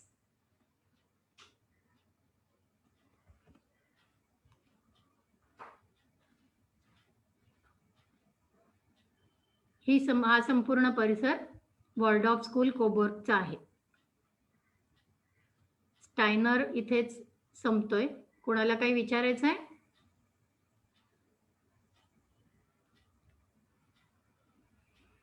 मॅडम बोला. एक वि- एक मिनिट. मॅडम एक विचारू शकते का? हा बोला. हा तुम्ही मगाशी म्हणालात की 8वी पर्यंत टेक्स्ट बुकच नाहीये, हा तर त्याच्या पुढचा पॅटर्न मग कसा असतो शिक्षणाचा किंवा काय ते तुम्हाला बघायला मिळालं का? नाही. की टेक्स्ट आम्ही क्लासेस बघितले आम्ही, पण आम्हाला 9वी हायस्कूलचे क्लासेस नाही बघायला मिळाले. आम्ही 8वीचा क्लास, मी जसं आता तुम्हाला सांगितलं, 8वीचा क्लास बघितला, पण तिथेही त्यांनी पुस्तकं वगैरे त्यांची काही दिसली नाही आम्हाला. ते आपले त्यांच्या सायकलवरनं आले होते आणि एका वर्गामध्ये त्यांची अशी, आणि त्यांच्या वर्गामध्ये असंही असतं बरं का, तिकडे अजून एक पद्धत अशी आहे की जसा एक शिक्षक त्यांना 8वी पर्यंत असतो, तसं रिटायर झालेले शिक्षक जे असतात ना, ते मेंटॉर म्हणून येतात त्यांना. अच्छा. म्हणजे त्या शाळातनं जे जुने शिक्षक रिटायर होऊन गेलेले आहेत, ते मधून त्यांना हवं असतं त्या, म्हणजे त्यांच्या वेळेला त्यांना हवं असतं त्या विषयासाठी, त्यांना जे सांगायचंय त्याच्यासाठी. आणि मग त्याचं काय होतं, त्या रिटायर झालेल्या शिक्षकाच्या अनुभवाचा, ज्ञानाचा नवीन लागलेल्या शिक्षकांना फार उपयोग होतो. ही अशी सिस्टीम आपल्या इकडे यायला पाहिजे ना मॅडम? तर ते असे मेंटॉर शिक्षक रिटायर झालेले येत असतात. पण आम्हाला वरचे वर्ग काही आम्ही बघितले नाही. तेच म्हणजे पुढे मग ते शिक्षणाला कसं नेतात, हा मला एक त्यांच्या होतात ना परीक्षा होतात. विचारलं आम्ही त्यांना, तर त्यांच्या हायस्कूलच्या म्हणजे सेकंडरी स्कूलच्या परीक्षा आपल्यासारख्या जशा असतात ना, सेकंडरी स्कूल सर्टिफिकेटच्या परीक्षा होतात ना, त्या ग्रेड, आणि त्याच्यामध्ये त्यांचे ग्रेड्स असतात. युनिव्हर्सिटीमध्ये प्रवेश घेण्यासाठी ग्रेड्स असतात त्यांच्या. आणि अजून एक मला वेगळं वाटलं, म्हणजे कार्पेंटरी ते मुलं करतायत, म्हणजे छोट्या मुलांनी पण केलं. आपण ह्या वस्तू मुलांपासून बाजूला ठेवतो. बघा ना, म्हणजे मला तेच सांगायचंय की आपण साधी सुरी काय, आपण सुई वगैरे ह्या सुद्धा गोष्टी आपण मुलांना हाताळायला देत नाहीत. पण तिथे ज्या वेळेला मी पाहिलं, म्हणजे मुलांना काम करताना नाही पाहिलं, पण जे सर आम्हाला सगळे एक्सप्लेन करत होते, त्यांना विचारलं की इथे ही बालवाडीची मुलं येऊन काम करतात, तर तेव्हा त्यांनी आम्हाला त्या स्टूल आणि त्या खुर्च्या वगैरे दाखवल्या की हो, ही मुलं इथे येऊन काम करतात. आणि त्यांना काय असतं की पहिल्या सुरुवातीपासूनच सांगितलेलं असतं की हे असं तुम्ही हाताळायचं आणि अशा पद्धतीने काम करायचं, आणि जर तसं नाही झालं तर तुम्हाला लागू शकतो. पण लागण्याचा पण, आता तो जीव घेणं काय जखम वगैरे नसते, पण लागण्याचा पण इतका बाऊ नाही केला जात. ठीक आहे, ही एक नैसर्गिक आहे की रक्त येऊ शकतं, लागू शकतो, आणि ह्याच्यामुळे शिकत राहतं. मग एकदा त्याला लागलं की पुढच्या वेळेला ते मूल शहाणं होतं की ह्या पद्धतीने मला नाही काम करायचंय म्हणून. बरोबर आहे. पण आपल्या कदाचित तिथे कमी मुलं असतील एका वर्गात, म्हणून हे पॉसिबल होत असेल का मॅडम? हो, असतील ना. तसं बघायला गेलं तर आपल्यासारखे असे 40-40, 50-50 मुलं कुठेच नसतात. आता म्हणजे आम्ही 8वीचा वर्ग बघितला ना, तोही मला वाटतं 10 ते 20 मुलांचा असेल. बरोबर आहे. स्वाती केला मॅडम ना. आपणही आपल्या शाळेमध्ये थोडे अशा प्रकारचे प्रयोग केले होते मॅडम, मला आठवते. के जोशीमध्ये ना? के जोशीमध्ये. हो, बरोबर. नीला सरवटे बोलते. हो, मला कळलं. मृणालची आई ना? हो, मृणालची. त्याच्यामुळे मला असं आठवलं, मला ते खूप छान वाटलं होतं. पण आपल्या तरी मुलं वर्गामध्ये खूप होती एका वर्गामध्ये. हो, तेव्हा आपल्याकडे 30 मुलं असायची, 30 का 35 मुलं असायची. हो, म्हणजे त्याच्यामध्ये तरी पण आपण त्या प्रयोग थोडे करायचा प्रयत्न केला होता. काय माहितीये, 30 मुलं जरी असली ना, तर आता तो वेगळा विषय आहे, पण 30 मुलांबरोबर गटातनं कसं काम करायचं ह्याचं पण एक ट्रेनिंग असतं. अच्छा. पण तिकडे तर अशी कमीच मुलं असतात, त्याच्यामुळे पॉसिबल होतं. हो, बरोबर. पण 8वी पर्यंत आपल्याकडे नुसत्या परीक्षा नव्हत्या, पण करिक्युलम तर आहे, पण त्यांच्याकडे टेक्स्टबुकच नाहीये. म्हणजे निसर्गच त्यांचं पुस्तक आहे ना. माझी वायर लहान आहे, त्यामुळे माझं चार्जिंग संपलंय. नीलताई, मी फक्त आता स्वाती सांगणार त्यांचा प्रश्न विचारायला. ओके, चालेल. ओके. माझी वायर लहान आहे, त्यामुळे इथं कुठेच बसते. विचारू मॅडम मी? विचारा. खूपच छान तुम्ही सगळ्या आम्हाला माहिती सांगतात, आणि त्यामुळे आम्हाला खरं म्हटलं तर ह्या सगळ्या माहिती एक प्रकारे नवीनच मिळते आहे. मला इथे याचा प्रश्न विचारायचा वाटतोय की 8वी पर्यंत टेक्स्टबुक नाही, आणि म्हणजे टिपिकल असा करिक्युलम नाही, तर मग ह्यांचं म्हणजे पुढच्या वर्गात जाण्यासाठीचे क्रायटेरिया काय असतात? म्हणजे 8वी पर्यंत जात आहेत मुलं म्हणजे प्रत्येक इयत्ता पुढच्या ह्याच्यात जात आहेत तर त्यांचे काही क्रायटेरिया ठरत असतील ना, जसं आपण एक्झाम घेऊन क्रायटेरिया ठरवतो तसं तिथे काय ठरवलं जातं? हा, त्यांच्याकडे तुम्ही काय म्हणा, पुस्तक नाही तर करिक्युलम आहे, करिक्युलम असणार. करिक्युलम नाही असं नाही, तो करिक्युलम त्यांनी, कारण करिक्युलम आखल्याशिवाय पुढची दिशा नाही मिळत ना, तर करिक्युलम असणारच, फक्त तो वेगळ्या प्रकारचा त्यांचा ज्या म्हणजे जे आता मी सांगितलं त्याप्रमाणे गाणी, गोष्टी, आता भाषा विकास पण गोष्टीतनं होऊ शकतो किंवा हा, तिथे मला ना एक मोजणी करताना एक गट मुलांचा दिसला बरं का, जिथे त्यांना गणिती हे अनुभव मिळत होते की किती कप वाळू भरल्याने ती बाटली भर, मला वाटतं ग्राममंगलमध्ये असे प्रयोग होत असतात किंवा असं शिक्षण होत असतं. तर हे सगळ्या गणिती संकल्पना वगैरे घेत असतील, करिक्युलम नसेल असं नाही, पण ते आता कशा प्रकारे घेतात ते डीप त्यांच्याकडे चौकशी केल्यानंतरच कळेल. कदाचित ते जीवनातल्या सगळ्या अनुभवांना जोडलेलं असेल. हो, त्या हो. सगळ्या रोजच्या म्हणजे आपण काय किती माप घेणं, मोजणी बरोबर आहे. नाही, क्षेत्रफळ आणि आपण काढणं.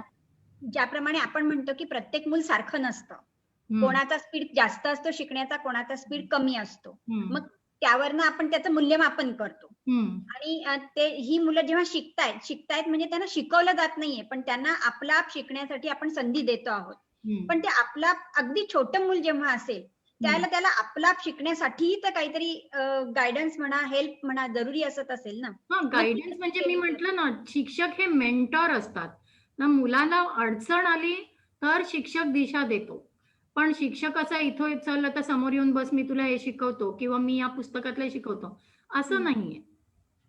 तर चित्र बघणं, चित्र काढणं, गोष्टीतनं, आता नद्यांची नावं उदाहरणार्थ तर गोष्टीतनं येऊ शकतात किंवा शिक्षक अशी रचना करत असतील गोष्टींची, गाण्यांची की ज्याच्यातनं मूल ह्या प्रकारे शिकतील. बरोबर. सगळं पुढे जाऊया का? हो. हा, आता मी तिसरं घेते रेजिओ एमिलिया. ठीक आहे.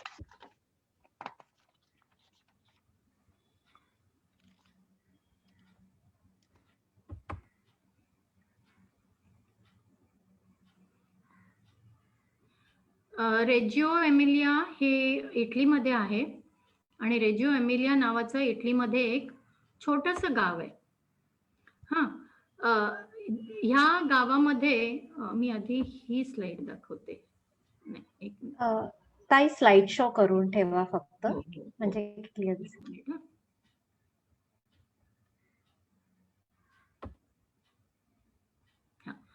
तर रेजिओ एमिलिया ह्या गावामधली जे पालक एकत्र आले आणि त्यांनी त्यांच्या मुलांच्या भवितव्यासाठी जो विचार केला आणि त्या विचारातून त्यांनी जे त्यांचे विचार मांडून त्यांनी कामं केली, तर त्यांनी एक असं आदर्शवत शिक्षण पद्धती किंवा चळवळ म्हणू आपण अशी उभी केली, ज्याला आज जगभरात रेजिओ एमिलिया अप्रोच असं म्हणतात. आता ते मी पुढे सांगते तुम्हाला की तो कसा तर पहिले मुळात ही एक शिक्षण पद्धती आहे जी प्रामुख्याने प्री प्रायमरी, प्री स्कूल आणि प्राथमिक स्तरापर्यंत अवलंबली जाते. त्याची तत्व अशी आहेत की संपूर्ण शिक्षण जे आहे ते मूलकेंद्रीच असावं, रचनावादी असावं, मुलं त्याच्यात त्यांच्या ज्ञानाची रचना ते स्वतः करतील आणि ते स्वतःचं शिक्षण करतील, सेल्फ गाइडेड असावे. मुळात ते रिलेशनशिप, नातेसंबंधांवर खूप भर देतात की मुलांचा आणि शिक्षकाचा ह्यांचं नातं खूप दृढ झालं पाहिजे आणि मुलाचं आणि त्याच्या सहअध्यायींचं किंवा त्याच्या मित्रमैत्रिणींचं नातं हे खूप दृढ झालं पाहिजे. आणि पहिली एक शाळा सुरू झाल्यानंतर, मूल शाळेत आल्यानंतर 7-8 महिने ते हे रिलेशनशिप डेव्हलप करण्यासाठीच घालवतात. म्हणजे कुठेही मूल हे भावनिक दृष्ट्या कमकुवत नाही राहिलं पाहिजे आणि त्यांचे हे नातेसंबंध दृढच असले पाहिजे, जणू काही ते एकमेकांचे घरचेच लोक आहेत. तर आणि मग एकमेकांचा आदर करणं, जबाबदारीची जाणीव असणं आणि जबाबदारी उचलणं आणि एक सामाजिक बांधिलकी जपणं हे प्रामुख्याने त्यांच्या शिक्षणात आढळतं. रेजिओ एमिलियामध्ये मी आता तुम्हाला असं सांगू इच्छिते की मी फक्त त्यांची प्रायमरी हे सांगते, पण बाकी तुम्ही जे मी फोटो दाखवीन ते पहा. म्हणजे एखाद्या शिक्षण पद्धती पूर्ण जगभरात त्यांच्या जो अप्रोच आहे, म्हणजे दृष्टिकोन जो आहे तो पसरवण्याचा पद्धती आहे, ही कशी असू शकते, प्रभावी असू शकते. म्हणजे आता मी असं सांगेन की आपल्याकडे सुद्धा संस्था आहेत की ज्या असं काही चांगलं काम करू शकतात. ग्रामांगल पण खूप अशा पद्धतीने, रेजिओ एमिलिया आणि ग्रामांगलमध्ये बरंचसं साम्य आहे. खूप ह्या पद्धतीने काम करतात, जरी पूर्ण करत नसले तरी. पण त्यांनी जसा पूर्ण जगभरात त्यांचा अप्रोच पसरवलेला आहे, तर तिथे ते त्यांच्याकडून खूप शिकण्यासारखं आहे की लोकांनी आपल्याकडे यावं, हे बघावं, जाऊन इतर लोकांना सांगावं. आणि आज जगभरातून त्यांच्याकडे रेजिओ एमिलिया अप्रोच हे बघण्यासाठी, शिकण्यासाठी जगभरातनं डेलिगेट्स येतात. 5-5, 6-6 दिवसाचे ट्रेनिंग्स असतात. जर का तुम्हाला तिथे राहून ट्रेनिंग घ्यायचं असेल तर ट्रेनिंग घेऊ शकता. नुसते बघायलाही येतात. पण बघायला येणाऱ्यांसाठी त्यांनी एक वेगळा कायमस्वरूपी एक्झिबिशन ठेवलेला आहे. आणि तिथे रोजच्या रोज मुलांबरोबर काम करण्यासाठी एक वेगळं हे आहे. तर अशा पद्धतीचं त्यांचं काम आहे. त्याची कोणी ही पद्धती आणली तर लॉरिस मलागुझी म्हणून एक प्राथमिक शिक्षक होता तिकडे रेजिओ एमिलियामध्ये.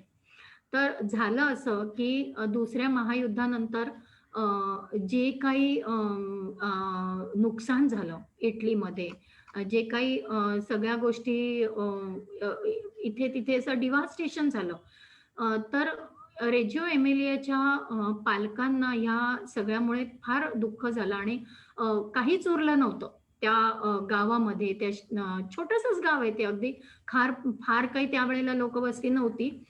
तर त्या पालकांनी एकत्र येऊन असं ठरवलं की आता जे झालं हे भविष्यात आपलं परत जर झालं तर ह्या सगळ्या अशा परिस्थितीला तोंड देण्यासाठी आपली मुलं ही अतिशय सक्षम असली पाहिजेत की रखेतून पुन्हा उभं राहण्यासाठी म्हणून. तर मग हे कशाने घडेल, तर हे शिक्षणानेच घडेल. आणि शिक्षण कसं, तर मुलांना त्यांच्या भावना दृढ करण्यासाठी, त्यांना जीवनाकडे बघण्यासाठी आणि जीवनाला तोंड देण्यासाठीचं शिक्षण. मग ते शिक्षण त्यांना त्यांच्यातनच शिकू दे. आणि मग त्याच्यासाठी म्हणून हे पालक एकत्र आले आणि ह्या लॉरिस मलागुझीनी सगळ्यांना एकत्र आणून त्यांनी असं सांगितलं की लहान मुलांच्यात प्रचंड अशी ऊर्जा असते, प्रचंड अशी क्षमता असते आणि त्यांची 100 भाषा असतात. लहान मुलांना 100, चिल्ड्रन पजेस 100 लँग्वेजेस, ज्याच्यातली आपल्याला फक्त एक माहिती असते. आता मी पुढे जेव्हा दाखवीन त्यावेळेला तुम्हाला कळेल की 100 लँग्वेजेस म्हणजे काय. पटकन आपल्याला कळत नाही 100 लँग्वेज. तर ह्या सगळ्या त्यांच्या 100 भाषांचा विकास झाला पाहिजे, त्यांना पुरेपूर संधी देऊनच. आणि ह्या सगळ्या त्यावेळेच्या ह्या सगळ्या शाळा ह्या फक्त आणि फक्त पालक आणि त्या समाजाने छानपैकी उचलून धरल्या, विकसित केल्या आणि अशा पद्धतीने ही रेजिओ एमिलिया पद्धती विकसित झालेली आहे. हे लॉरिस मलागुझी आहेत.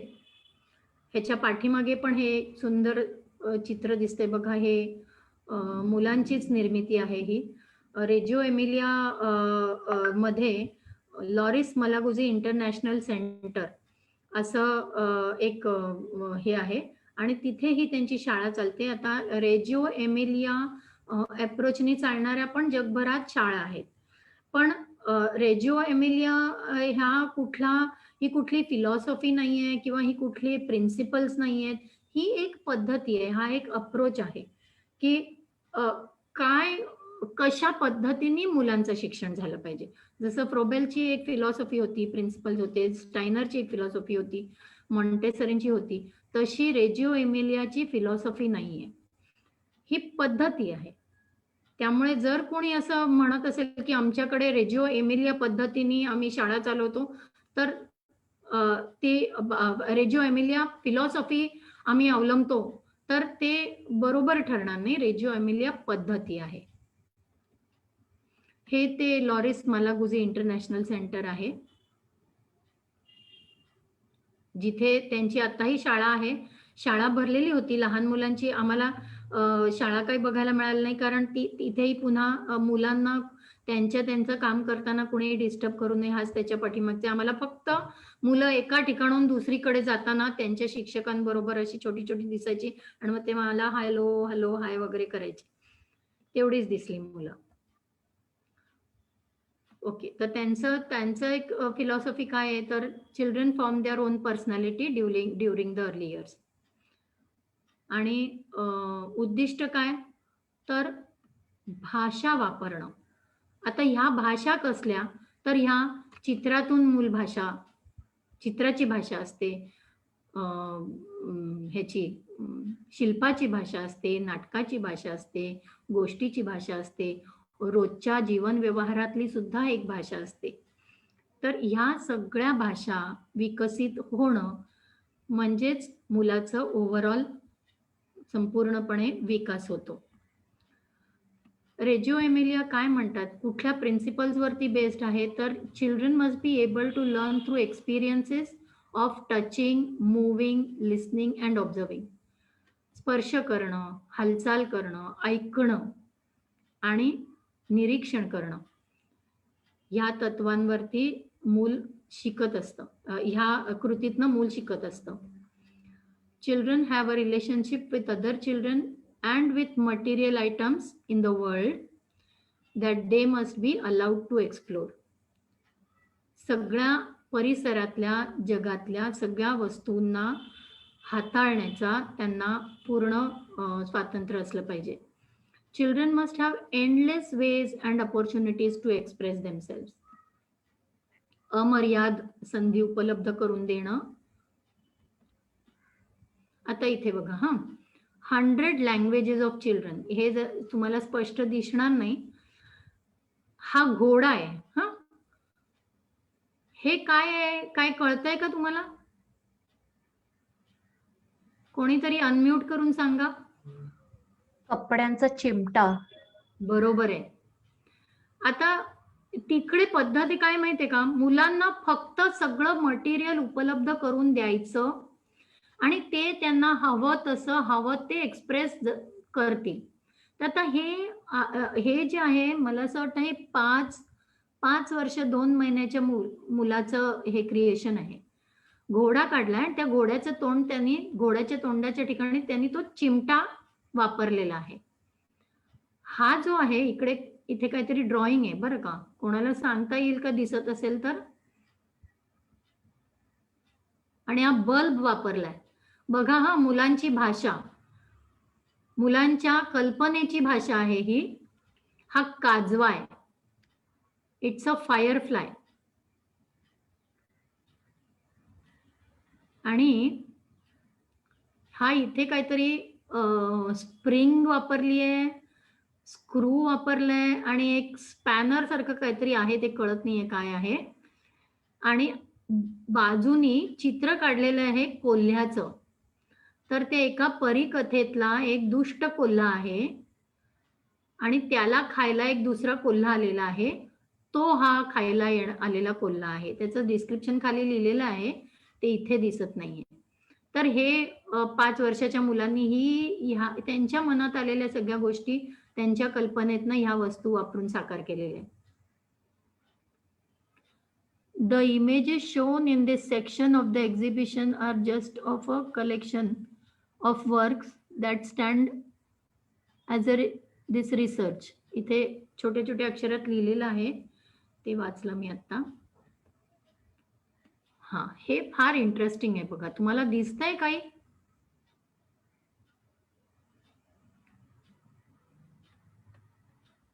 हे जे आहे ना, कोणीतरी अनम्यूट करून सांगा, हे काय दिसतंय तुम्हाला? घड्याळ दिसते, खूप क्लिअर दिसत नाहीये, पण जस्ट बरोबर आहे. तर हे घड्याळ पण दिसतंय. घड्याळ, हे बाजूला मुलांनी आकडे लिहिलेले आहेत. हा, आणि ह्या मुलाला शिक्षिकेने विचारलं की तू काय केलंयस हे? त्यांनी सांगितलं मी घड्याळ केलंय.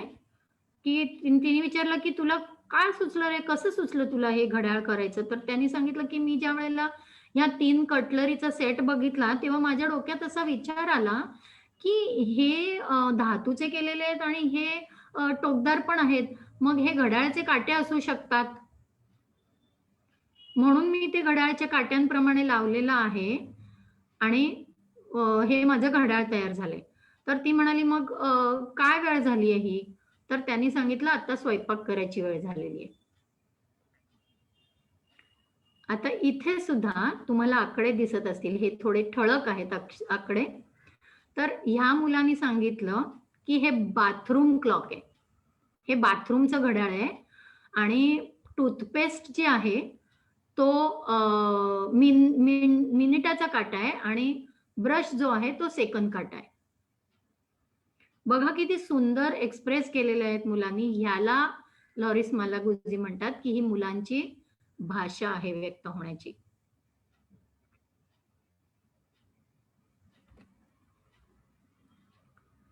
Children have rights and should be given opportunities to develop their potentials. आपल्याला नेहमी असं आपली सवय असते बरं का, लहान मुलांना काही चालतं, लहान मुलांना मी सांगीन ते करायला पाहिजे, त्यांचे हक्क असतात, हे आपण कधीच विचारात घेत नाही. आणि प्रत्येक मुलाचे हे हक्क असतातच. युनेस्को मध्ये युनो मध्ये चाइल्ड राईट्स ह्याच्यावरती कॉन्फरन्स भरली होती आणि त्यांनी चिल्ड्रन्स राईट्स हे सुद्धा जगभरात हे केलेले आहेत, म्हणजे पसरवलेले आहेत. तर ते राईट्स काय आहेत? बाहेरच्या देशांमध्ये ह्याला खूप महत्व देतात बरं का, मुलांचे अधिकार, चिल्ड्रन्स राईट्स वगैरे. तर प्रत्येक मुलाला त्याला व्यक्त होण्यासाठी अधिकार आहे आणि त्याच्या क्षमता त्याला दाखवण्याचा अधिकार आहे. आणि प्रत्येक मूल हे नॉलेज बेअरर, ज्ञानाचा कोठार आहे, असा एक प्रिन्सिपल आहे त्यांच्या तिकडे. शिक्षक कसे आहेत रेजिओ अप्रोच मध्ये? तर teacher responds appropriately to children's ideas आणि इंटरेस्ट. हे काय काढलंय, ह्याच्यातनं काय कळतं, हे काहीच कळत नाही, जा दुसरं काहीतरी कर, असं न करता शिक्षिका योग्य रीतीने प्रत्येक मुलाच्या कल्पकतेला रिस्पॉन्स देते आणि त्याला योग्य तिथे मार्गदर्शन पण करते. Trust children, teachers trust children for their interest in knowledge.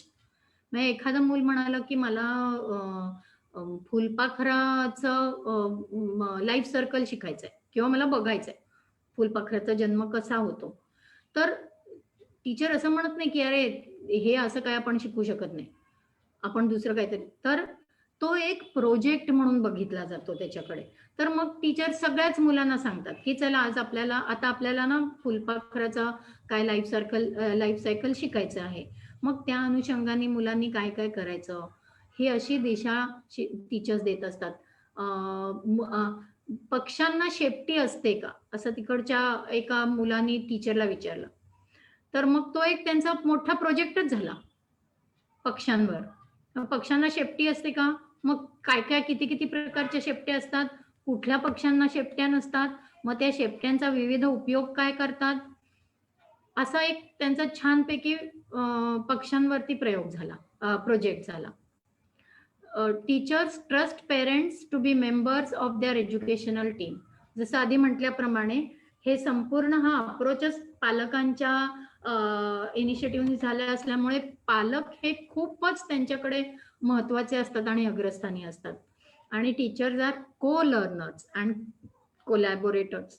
त्यामुळे मुलांच्या बरोबरीने शिक्षक सुद्धा शिकत असतात. 100 लँग्वेजेस ऑफ चिल्ड्रन. आता इथे काहीतरी अशी स्प्रिंग बिंग वापरून रोबो तयार केलेला आहे. ह्याच्यामध्ये असेच काहीतरी स्पेअर पार्ट्स तुकडे बिकडे गोळा करून ड्यूक्स आणि डचेस आणि त्यांचा हा घोडा असं त्या मुलांनी, म्हणजे शिक्षक लिहितात, मुलं जे सांगतात ते इथे लिहून ठेवतात. हे काहीतरी या मुलाचं नाव पण आहे त्या मुलांची इथे, आणि शिक्षकांनी लिहून ठेवलेलं आहे त्या मुलांनी काय सांगितलं ते. ही पद्धत आम्ही पण वापरतो, अशी मुलं काय सांगतायत आणि ते लिहून ठेवतो. हे इथे कॉर्क स्क्रू वापरलाय त्या मुलांनी, त्याच्या खाली एक तुटका ग्लास वापरलाय आणि त्याचं असं म्हणणं आहे की हा मनुष्य त्या तुटक्या त्या कॉर्क स्क्रूनी स्क्रू करून ह्या डायनोसॉरची हाडं मोजतोय. इथे ही अगदी लहान गटातली मुलगी आहे, 3 वर्षाची. तिने हे पीस जे आहे ते ह्या पद्धतीने धरलं आणि ती म्हणते ह्या अशा पद्धतीने हे पीस धरल्यामुळे हे बर्फाचं झाड, स्नो ट्री वाटतंय. बघा तिची कल्पना. आणि इथे तर अजूनच खूप गंमत केली आहे मुलांनी. तर तो मुलगा असं म्हणतोय की जर का तुम्हाला कुठल्या गोष्टीची भीती मनात आली तर ती भीती कागदावर उतरवायची आणि त्याला बांधून टाकायचं, म्हणजे ती परत भीती वाटणारच नाही. हे किती छान आहे. म्हणजे मुलंच मुलांचं सोल्युशन काढतात.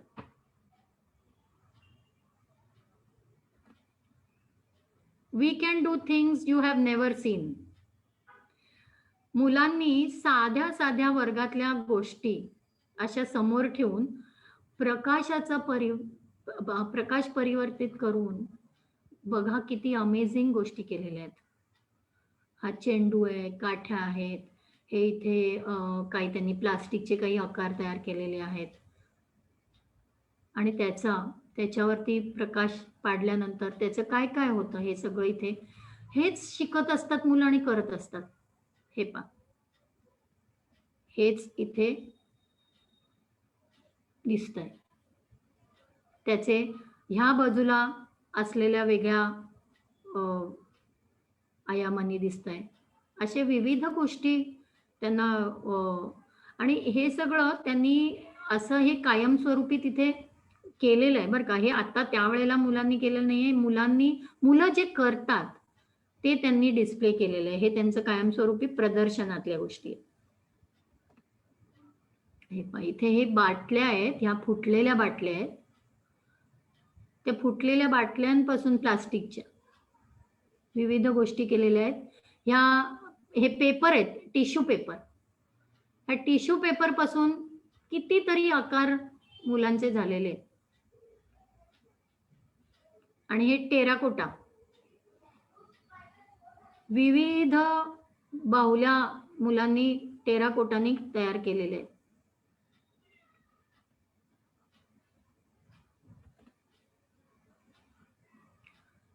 हा त्यांचा एक कायमस्वरूपी डिस्प्ले असतो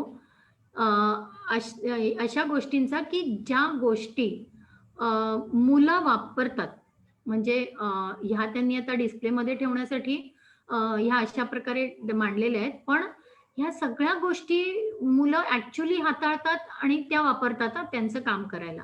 आता हे आकार आहेत, दंडगोल, घन, वर्तुळ,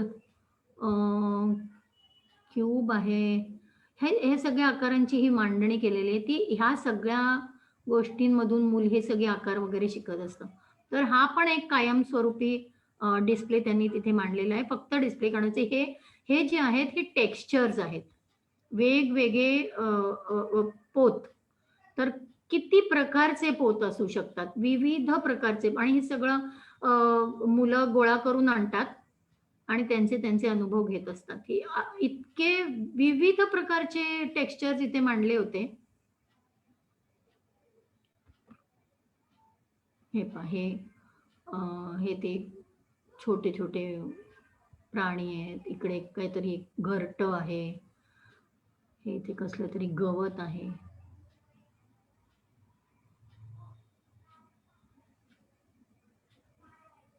हे पुन्हा सगळे आकारच दिसत आहेत तिकडे.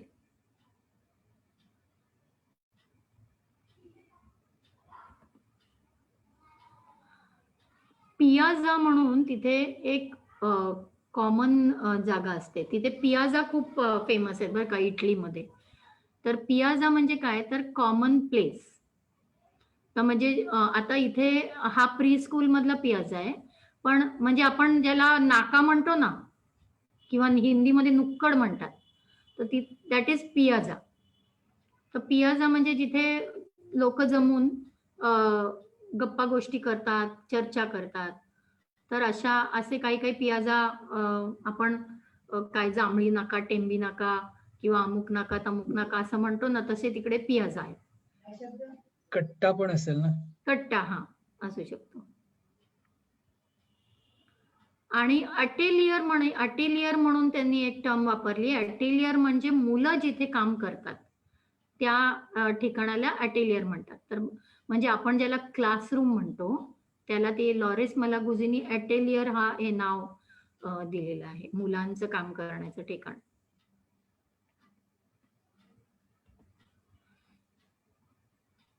मज्जा वाटली का?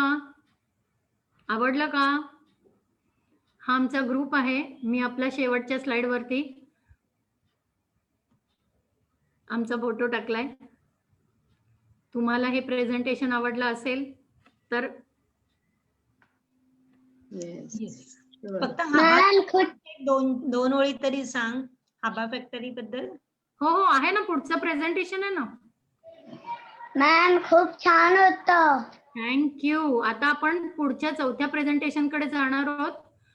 Maria Montessori. हा, काय म्हणाला दिनेश सर? किती वेळ अजून असं तुझा अंदाज? हे छोटस प्रेझेंटेशन आहे मॉन्टेसरी आणि हाबावरती. ओके. हे काही फार मोठं नाहीये, तर एक 10 मिनिटात होईल ते. ओके ओके, ठीक आहे. मग आपण प्रश्न आता घ्यायचे का एकत्र शेवटी घ्यायचे? आता रेजिओ एमिलियाचे काही असतील तर, नाहीतर मग एकत्र घेऊ शकतो, म्हणजे मग चेहरे पण दिसतील. तसे काही प्रश्न कदाचित हाबाची नुसती माहिती सांगून होईल. हाबाची नुसती माहिती आहे. मॉन्टेसरींचं पण काय आहे, मी प्रेझेंटेशन अगदी 5 मिनिटात पण होऊ शकतो ते, कारण ते काही फार नाहीये. तर ते करू का सुरू? मग नंतर प्रश्न घेऊया. मला वाटतं तसं करूया आपण. हा, कारण सुरुवातीची एक 10 मिनिटं अशी गेली ना आपली जरा ओळख वगैरे करण्यात.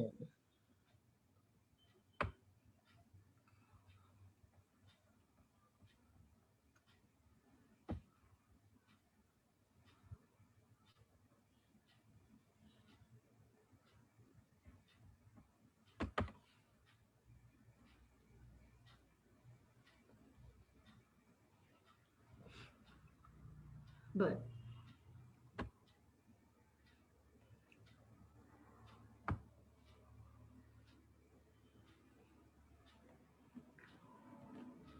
डॉक्टर मारिया मॉन्टेसरी ह्या इटलीच्या होत्या. त्यांचा जन्म 31 ऑगस्ट 1870 साली झाला. 31 ऑगस्ट आपण बाल स्वातंत्र्य दिन म्हणून साजरा करतो, तो त्याच्याचमुळे. आणि चिरावली म्हणून एक छोटस इटलीमध्ये गाव आहे, तिथे त्यांचा जन्म झाला. मृत्यू 1952 साली. त्या व्यवसायिनी डॉक्टर होत्या, फिजिशियन होत्या, आणि त्यांच्या जीवनामध्ये त्यांचं विशेष काम ह्या स्त्रियांच्या हक्कांसाठी त्यांनी केलेलं आहे, आणि लहान मुलं म्हणजे दिव्यांग मुलांसाठी केलेलं आहे. त्या सायकियाट्रिस्ट होत्या आणि म्हणून त्या दिव्यांग मुलांच्या शिक्षणासाठी खूप काम करत होत्या. झालं असं की त्यांचं हे काम बघून रोमच्या मेयरना त्यांच्या कामाबद्दल माहिती मिळाली, त्या ज्या दिव्यांग मुलांच्यासाठी काम करत होत्या त्याची, आणि ज्या पद्धतीने त्या काम करत होत्या ते त्यांना आवडलं, आणि म्हणून त्यांनी मॉन्टेसरी बाईंना बोलवलं आणि सांगितलं की ही जी म्युन्सिपाल्टीची कामगार लोक आहेत, ती त्यांच्या कामगार वस्तीमध्ये ती मोठे लोक कामावर गेले की त्यांची जी मुलं आहेत ही वाटेल तशी सगळीकडे उंडारत असतात, फिरत असतात, काही करत असतात, त्यांना काही कोणी बघणार नाही, कोणी सांगणार नाही. तर त्यांच्यासाठी तिकडे शाळा-बिळा काही नव्हत्या, तर त्यांच्यासाठी तुम्हाला काही करता येईल का? त्यांच्या शिक्षणासाठी काही करता येईल का? मोठी मुलं तर आई-वडिलांबरोबर पण जायची कामाला, पण ही लहान मुलं जी होती त्यांना बघणारं कोणी नव्हतं. तर म्हणून मग त्यांच्यासाठी त्यांनी मॉन्टेसरी बाईंना सांगितलं, की तुम्ही ह्यांच्यासाठी काहीतरी करा आणि मग मॉन्टेसरींनी त्यांच्यासाठी काम करायला सुरुवात केलं त्यांच्या शिक्षणासाठी त्या वस्तीमध्ये. आणि आजही ती आम्ही जिथे गेलो होतो ते ठिकाण तसेच आहे. आता इतक्या वर्षांनी खूप फरक पडलेला आहे, पण तीच लो इन्कम ग्रुपचीच वस्ती आहे, त्याच प्रकारची आणि त्याच बिल्डिंगमध्ये आम्ही गेलो होतो. हे ती बिल्डिंग आहे, कासा दी बांबिनी असं त्यांच्या पहिल्या मॉन्टेसरी स्कूलचं नाव. कासा डी बांबिनी म्हणजे मुलांचे घर. तर या ठिकाणी आम्ही गेलो होतो. त्या बिल्डिंगच्या प्रवेशद्वारातनं आत जाताना नतमस्तक व्हायला झालं आणि सांगायची गरज नाहीये, पण अक्षरशः त्या ठिकाणी उभं राहिल्यानंतर अंगावर काटा आल्याशिवाय राहिला नाही, की आपण कुठल्या भूमीत उभे आहोत, कुठल्या धर्तीवर उभे आहोत. म्हणजे खरंच कृतकृत्य झाल्यासारखं वाटलं. हे जे आहे ना, ह्याच्या आतमध्ये मुलांचे ऍक्टिव्हिटीज चालू आहेत, मुलांचे वर्ग चालू आहेत. आता मॉन्टेसरी बाईंचं एक तत्व होतं, की मुलांना मोठ्यांचा हे अडथळा नसावा. मुलं त्यांच्या पेसनी शिकतील. तर कुठेही मोठ्यांनी त्यांना डिस्टर्ब करू नये आणि आजही तीच तत्व ते मानतात आणि म्हणून त्यांनी आम्हाला आतमध्ये प्रवेश दिला नाही. आम्ही हे पडदे असे थोडे अशी किलकिले करून बघितलं, कारण ते पूर्ण उघडायला सुद्धा त्यांनी आम्हाला दिलं नाही. तर 3 छोट्या खोल्या होत्या आणि प्रत्येक खोलीत एक 5-6 मुलं असतील आणि त्याप्रमाणे आम्ही असं बघितलं तर प्रत्येक मूल आपापल्या ह्याच्यामध्ये व्यस्त होतं. 1 मिनिट हा स्वामिनी.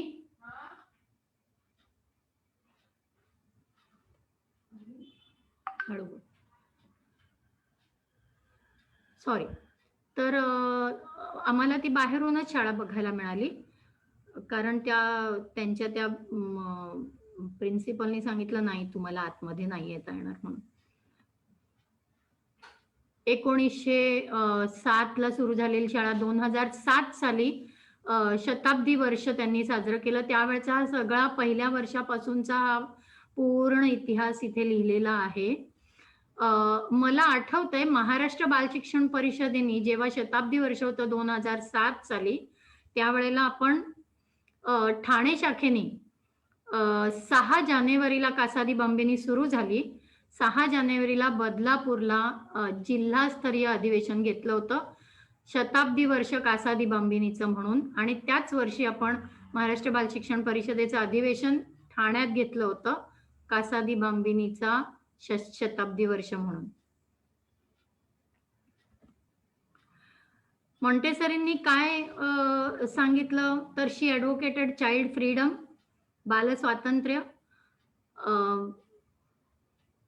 काय म्हणतो आपण सेन्सेसला, इंद्रिय, पंचेंद्रियांच्या द्वारे शिक्षण, पंचेंद्रिय आणि फिअरलेस एन्व्हायरमेंट म्हणजे कुठल्याही मुलाला कसलीही भीती म्हणजे ताणरहित आणि भयरहित असं वातावरण मुलांना मिळालेलं पाहिजे.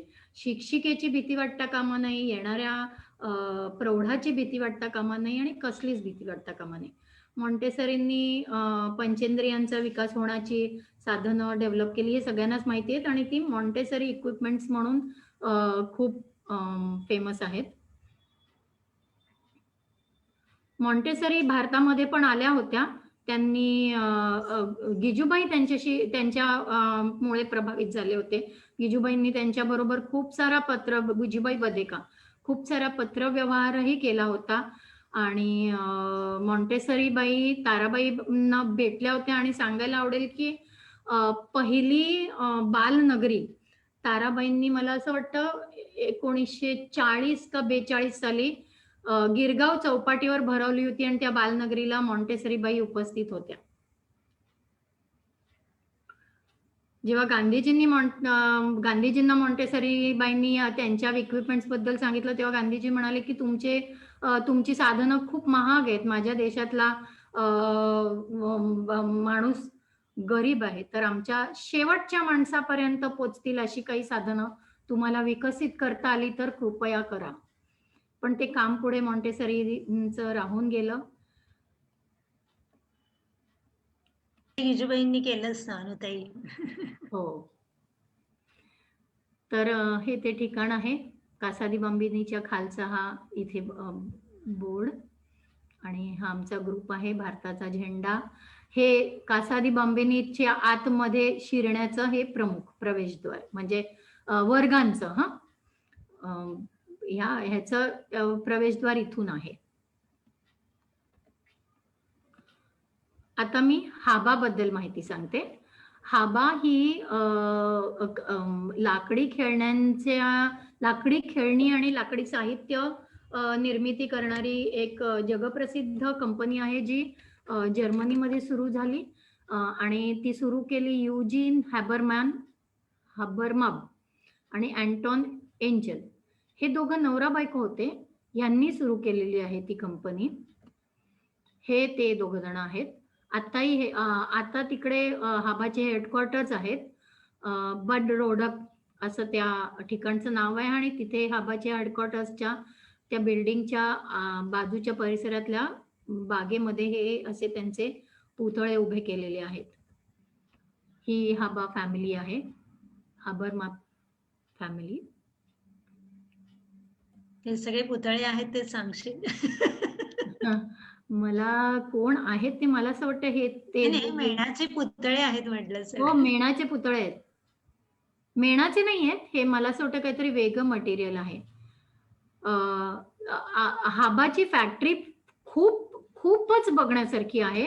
आम्हाला तिथे फोटो काढायला अजिबात अलाउड नव्हतं, पण लाकडाच्या मोठ्या लाकडांच्या म्हणजे झाडाचे मोठे ओंडके आणून टाकले, जिथून ते ओंडके वाहून फॅक्टरीत जातात. ते तासले कसे जातात आणि त्याचे पुढे वेगवेगळे विविध आकार कसे केले जातात, त्याच्यासाठी कोणकोणती मशीन्स वापरली जातात आणि अत्यंत अद्यावत आणि सुंदर मशिनरी त्या संपूर्ण फॅक्टरीमध्ये वापरलेली आहे. छोट्या क्यूब्स बनवणारे, तुकडे बनवणारे, सळ्या बनवणारे, म्हणजे मला असं वाटतं की 30 सेकंदांमध्ये 50 एक तुकडे बाहेर पडत असतील त्यांच्या त्या मशीन मधनं. अशी खूप सुंदर मशिनरी आहे. म्हणजे लाकडाच्या ओंडक्यापासून खेळणं पॅक होऊन, खोक्यात भरून पॅक होऊन ते फायनल प्रोडक्ट प्लास्टिक शीटमध्ये गुंडाळून बाहेर पडेपर्यंतची सगळी प्रोसेस आम्ही बघितली, पण आम्हाला कुठेही फोटो काढून दिला नाही. जिथे लहान मुलांचे हे खेळणी होती तिकडे जायला इतकं सुंदर छोटे पावलांचे असे फुटप्रिंट्स होते की इकडे प्रामुख्याने अगदी लहान छोट्या बाळांचे साहित्य होतं. आणि मला सगळ्यात जास्त त्या फॅक्टरीमध्ये काय आवडलं तर क्वालिटी कंट्रोल डिपार्टमेंट मध्ये एक खोली अशी होती जिथे सलाइवा टेस्ट केली जात होती. हे किती महत्वाचं आहे, कारण लहान मूल पहिलं काय करतं तर ते खेळणं तोंडात घालतं. तर त्या सलाइवा टेस्ट मध्ये काय तर कुठले रंग सलाइवाला हे नाहीयेत, योग्य नाहीयेत, आणि त्याची टॉक्सिसिटी कशी असेल हे सगळं तपासण्यासाठी त्या क्वालिटी कंट्रोल डिपार्टमेंटमध्ये सलाइवा टेस्ट रूम होती. हे मला खूप आवडलं. आमच्या स्वागतासाठी हा असा बोर्ड लिहिला होता.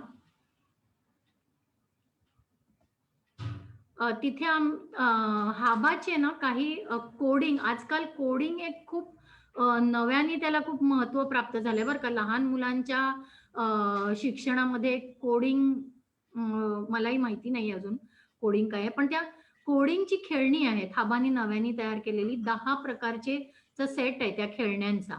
तर त्याचं आम्हाला ट्रेनिंग वर्कशॉप दिलं. तर अशी 10 टेबलं मांडली होती आणि आम्हाला 10 ग्रुप्स मध्ये विभागलं होतं आणि प्रत्येक कोडिंग चा जो गेम होता तो गेम आम्हाला शिकवत होते, आम्हाला तो करायला लावत होते. तर अशा प्रकारचं ट्रेनिंग आम्हाला दिलं गेलं तिथे. आणि आता हा शेवटी आमचा ग्रुप आणि आमच्यासाठी ह्या जर्मन मुली छोट्या छोट्या होत्या 15 ते 17 वयाच्या.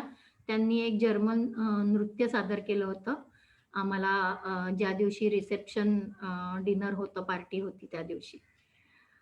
तर सगळ्यांचे खूप खूप धन्यवाद. आणि आता तुम्हाला काही प्रश्न असतील तर नक्की विचारा. विशाखा, खूप मजा आली ऐकायला आणि चित्र पाहायला, आणि तू एक अनुभवच दिलास आम्हाला छान सगळीकडे भेट देण्याचा. खरं तर माझ्याकडे इतके फोटो आहेत की ह्या सगळ्या सेंटर्सची एक व्हर्च्युअल टूर होऊ शकते महाराष्ट्र बाल शिक्षण परिषदेने, हे विचारात घ्यावं. आणि हा एक व्हिडिओ किंवा हा एक फिल्म हे एक संसाधन होईल, एक रिसोर्स होईल, ज्याच्यामध्ये आपण व्हर्च्युअलीच लोकांना या फ्रेडरिक फ्रोबेल, मॉन्टेसरी आणि हाबा आणि ह्या सगळी ठिकाणं दाखवू शकू. वा, छानच.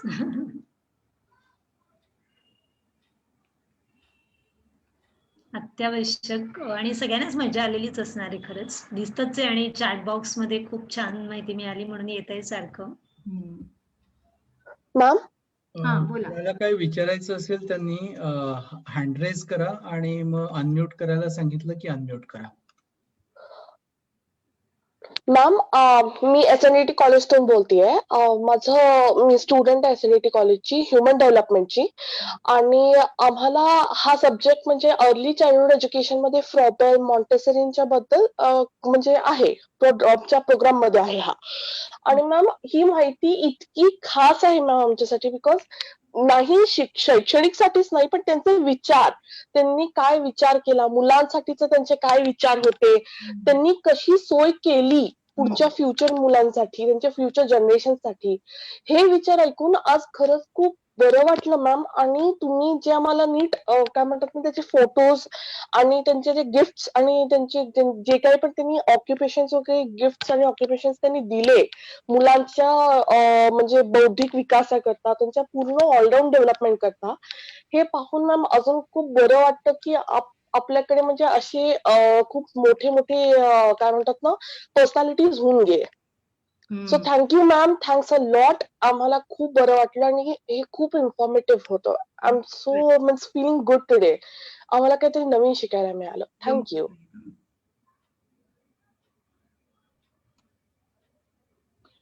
कोणीतरी म्हणते आम्हाला असे वाटले आम्ही पण त्या भूमीवर जाऊन आलो. Thank you so much.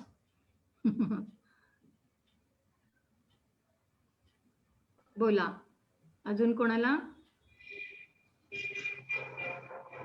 प्रश्न नसावेत, सगळेजण त्या आनंदातच आहेत काय काय छान बघायला मिळण्याच्या. रोहिणी रसाळ बोलतेय. हा बोला. एक मिनिट. मला असं वाटलं की ह्या आपण विदेशातल्या सगळ्या ह्याची माहिती घेतली. एक आपण अशीही करू शकू बाल शिक्षण परिषदेतर्फे की इथेच एक म्हणजे मला आता जोशी काकांची खूप आठवण आली देतात कंपनीच्या. आणि असं वाटलं की आपण आपल्याच देशातल्या अनेक ठिकाणी जे जे काही झालेले आहे तर अशी एक शैक्षणिक टूर आपण एक बाल शिक्षण परिषदेतर्फे काढू शकू. हो, आपण बाल शिक्षण परिषदेतर्फे काढूया आणि लवकर काढूया, कारण अर्ली चाइल्डहुड असोसिएशन ज्यांच्या बरोबर मी गेलेले त्यांनी हे प्लॅन पण केलंय. भावनगर, गिजूबाईंचं ठिकाण, ताराबाई मोडक, अनुताई वाघ आणि रवींद्रनाथ टागोर आणि अहमदाबाद. त्यांनी प्लॅन पण करून टाकले, त्यामुळे आपल्याला करायचे असेल तर आपण लवकर करायला पाहिजे. म्हणून म्हणलं ना. आणि तिसरी आहे आपण जाऊ शकतो की त्यांनी त्यांचं करावं, आपण जाऊ शकतो. परिषदेतर्फेच म्हणते मी, आपल्या ह्याच्यातर्फे तयार करू आणि आपण जाऊन येऊयात सगळीकडे. तो पण एक अनुभव खूप छान असेल. कारण रोहिणीताई आणि विशाखाताई जबाबदारी घ्या. जर प्रश्न नसतील तर मी फेसबुक लाईव्ह थांबवू का? कोणाला विचारायचंय अजून काही? टीचर, हा अर्चित निलेश कोसाळकर. अरे Archit, Nice to hear you, beta. Let me see you. Can you on your video? Yes.